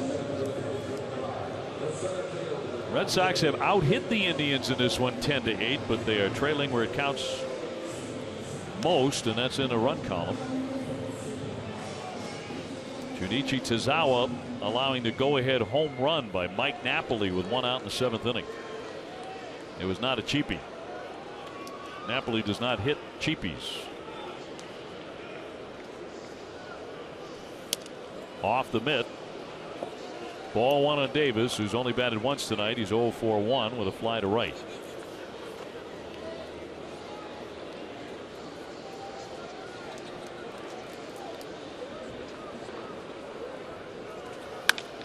Liner, and off the glove it looked like of Hanley Ramirez, and off into right field.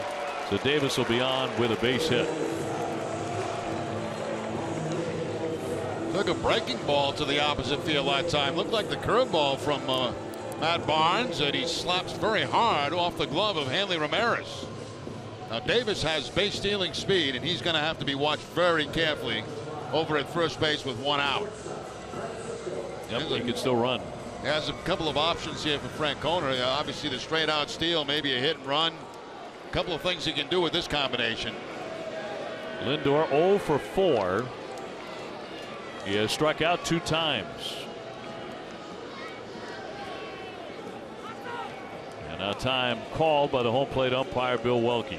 See what Bonds is trying to do there. Hold the ball a long time, trying to get Rajai Davis to stop any momentum going towards second base. Sandoval in close at third base. And he'll throw over.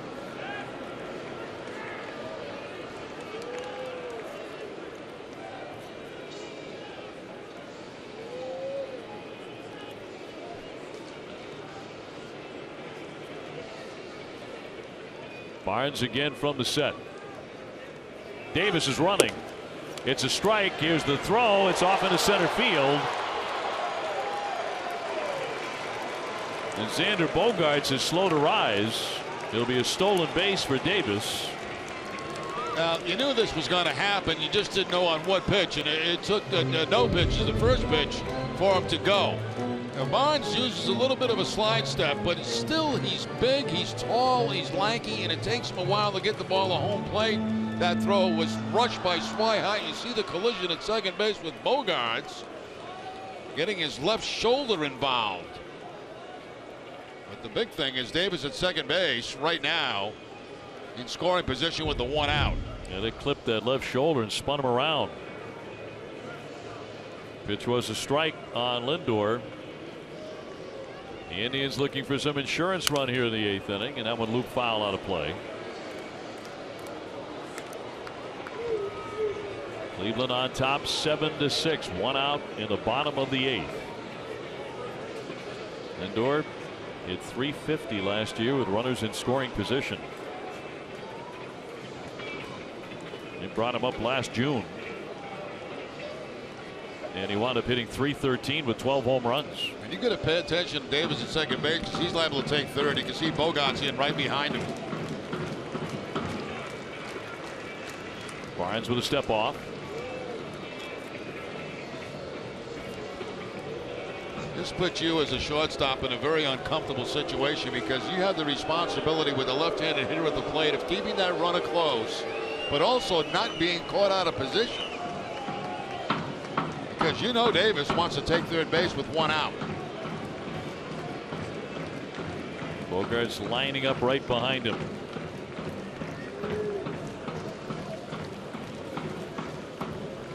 The 0-2 pitch, runner holding, a check swing, and it's downstairs.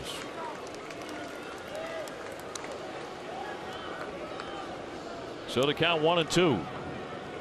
Cleveland jumped out in front 4-0 on Clay Buchholz in the first inning.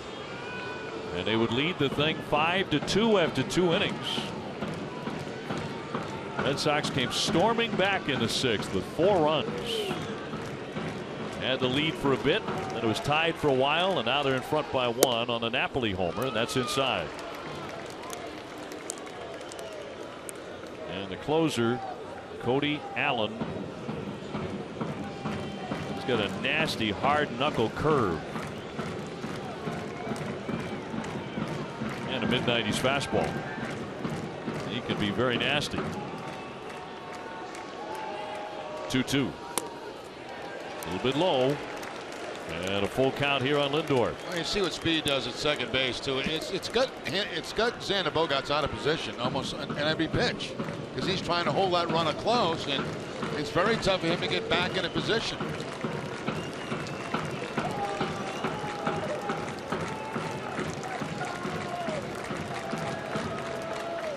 Two pitch, and he walked it.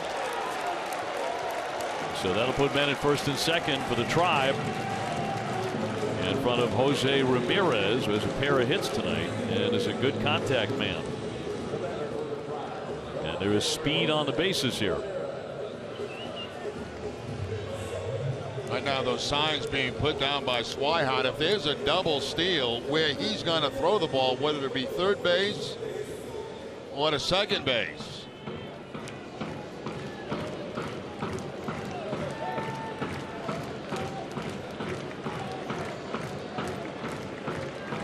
So Ramirez gets in with 2 on and 1 out in the bottom of the 8th inning.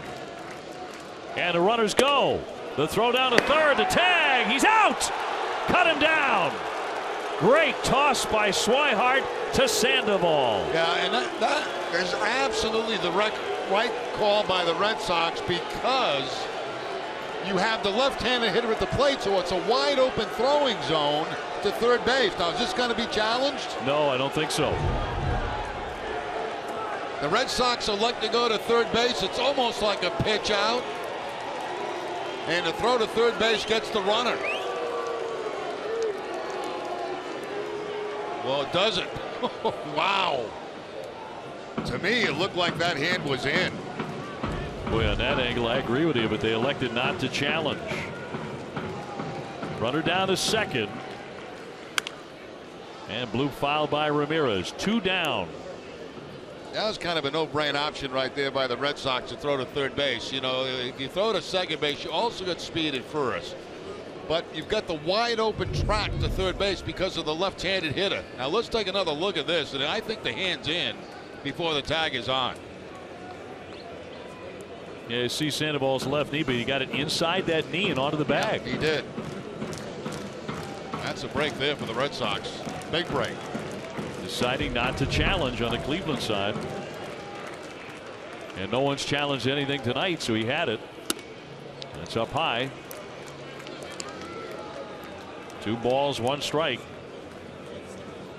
Cleveland clinging to a 1-run lead, but the Red Sox will have due up in the 9th inning Pedroia, Bogaerts, Ortiz, and Ramirez if anybody reaches. 2-1 to Jose Ramirez. Right through it. Good giddy up on that fastball at 94. 2-2. Kipnis would be next.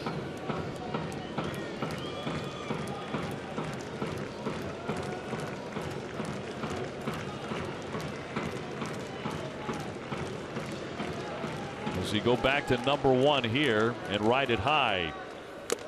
Foul tipped into the mitt for a strikeout at 95 to retire the side. The Sox coming up in the 9th. They need 1 to tie in Cleveland.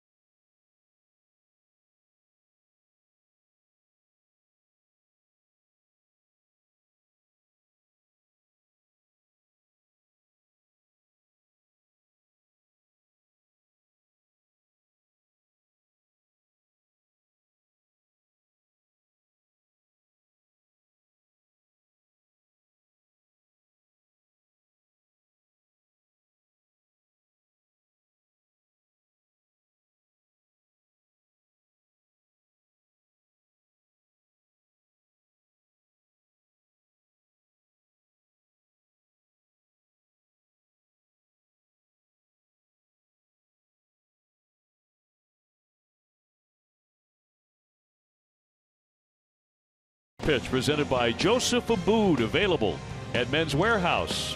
TC, Dennis Eckersley, and Steve Lyons will preview Joe Kelly's first start of 2016. You realize down the stretch last year, Joe Kelly went 8-0. Yeah, and he continued at it with a very good spring training.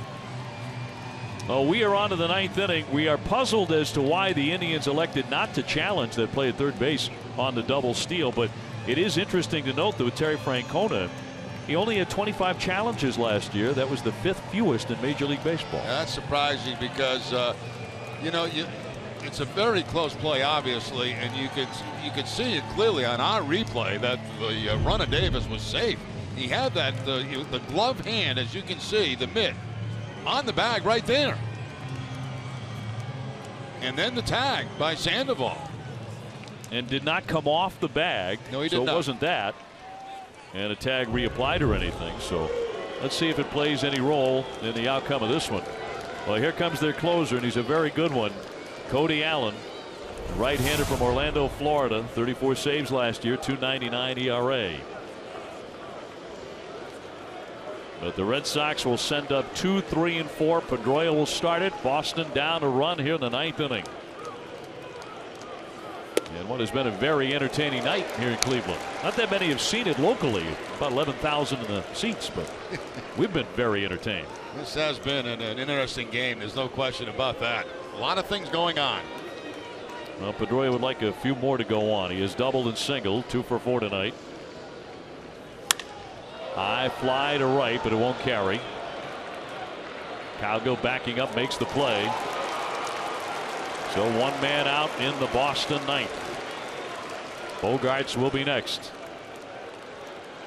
Xander took a pretty good hit down there at second base on that play. Yeah, a little bit worried about his shoulder, but apparently everything okay. Well, tonight 0 for 3. So he is 0 for 8 on the young season. This would be a dynamite time to ring up that first hit. 1 out in the 9th inning. Red Sox trailing by a run. Strike 1 at 94. Yeah, pretty good velocity there at 94 miles an hour.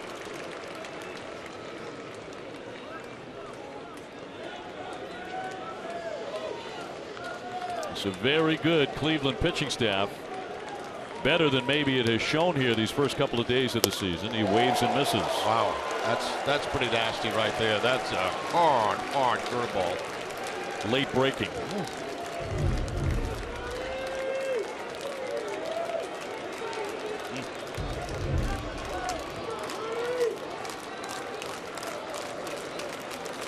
The 0-2 pitch to Xander. Got the same pitch, and down he goes, strike 3. Yeah, that's a very difficult pitch to hit right there because it's so hard and it breaks so much. It's very tough to pick up. Very tough to pick up. Here's Big Papi yesterday in the 9th inning to open up that 6-2 lead, and earlier tonight in the 6th with a solo shot. So he's homered twice the first 2 days of the season in this his last season. Serving notice he means to go out with a bang. But the Sox may be down to their last man here. 2 down, 9th inning, 7-6 Cleveland. Fouled away for strike 1. David leaving nothing in the bag on these swings.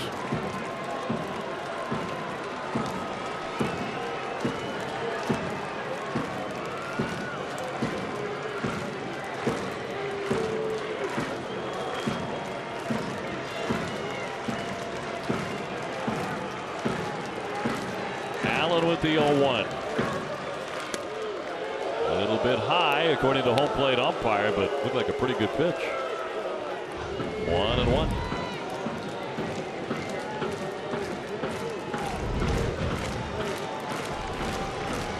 Andy Ramirez would hit next.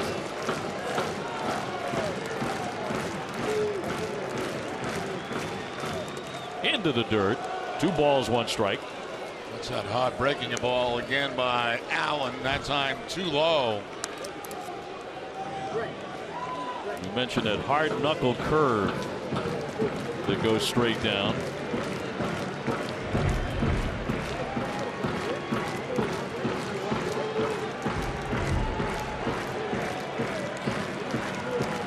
Nobody on base, 2 down. Red Sox needing a big fly to tie. Inside. So David has the count his way. 3 balls, 1 strike. Yeah, Cody Allen's going to be saying, look, I haven't thrown one out of the strike zone yet the count is 3-1.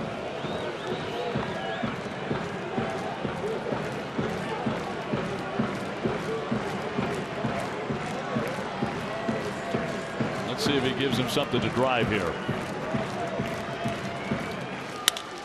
Fly into left field, backing up. Ramirez still backing up, and at the wall, he makes the play. He caught it with a bit of a snow cone, and the ball game ends on that play. How about that? Well, it was that kind of game. 7-6 the final. The Indians quite literally hang on and win it. David Ortiz taking it all the way to the wall. Yeah, that ball traveled a little bit farther than I thought it was going to, and I think that Ramirez thought it was going to travel, and a little bit of a snow cone as he goes up against that left field wall to make the catch. Now the Red Sox made a heck of a comeback tonight from 5-2 down to take the lead at 1 point, but Cleveland hangs on for the victory at a final score of 7-6, even though the Red Sox out hit them 10-9 and hit 3 home runs. Brock Holt, David Ortiz, and Hanley Ramirez. A time of game 3 hours and 29 minutes. We did have a 12-minute delay tonight, but played throughout. Now they're going to tarp that diamond. We're going to hope to play tomorrow. Again, your final as the Indians even up the series in 1 game apiece. Cleveland 7 and the Red Sox 6. For my partner Jerry Remy, I'm Dave O'Brien. Let's go back to the studio now and Tom Caron.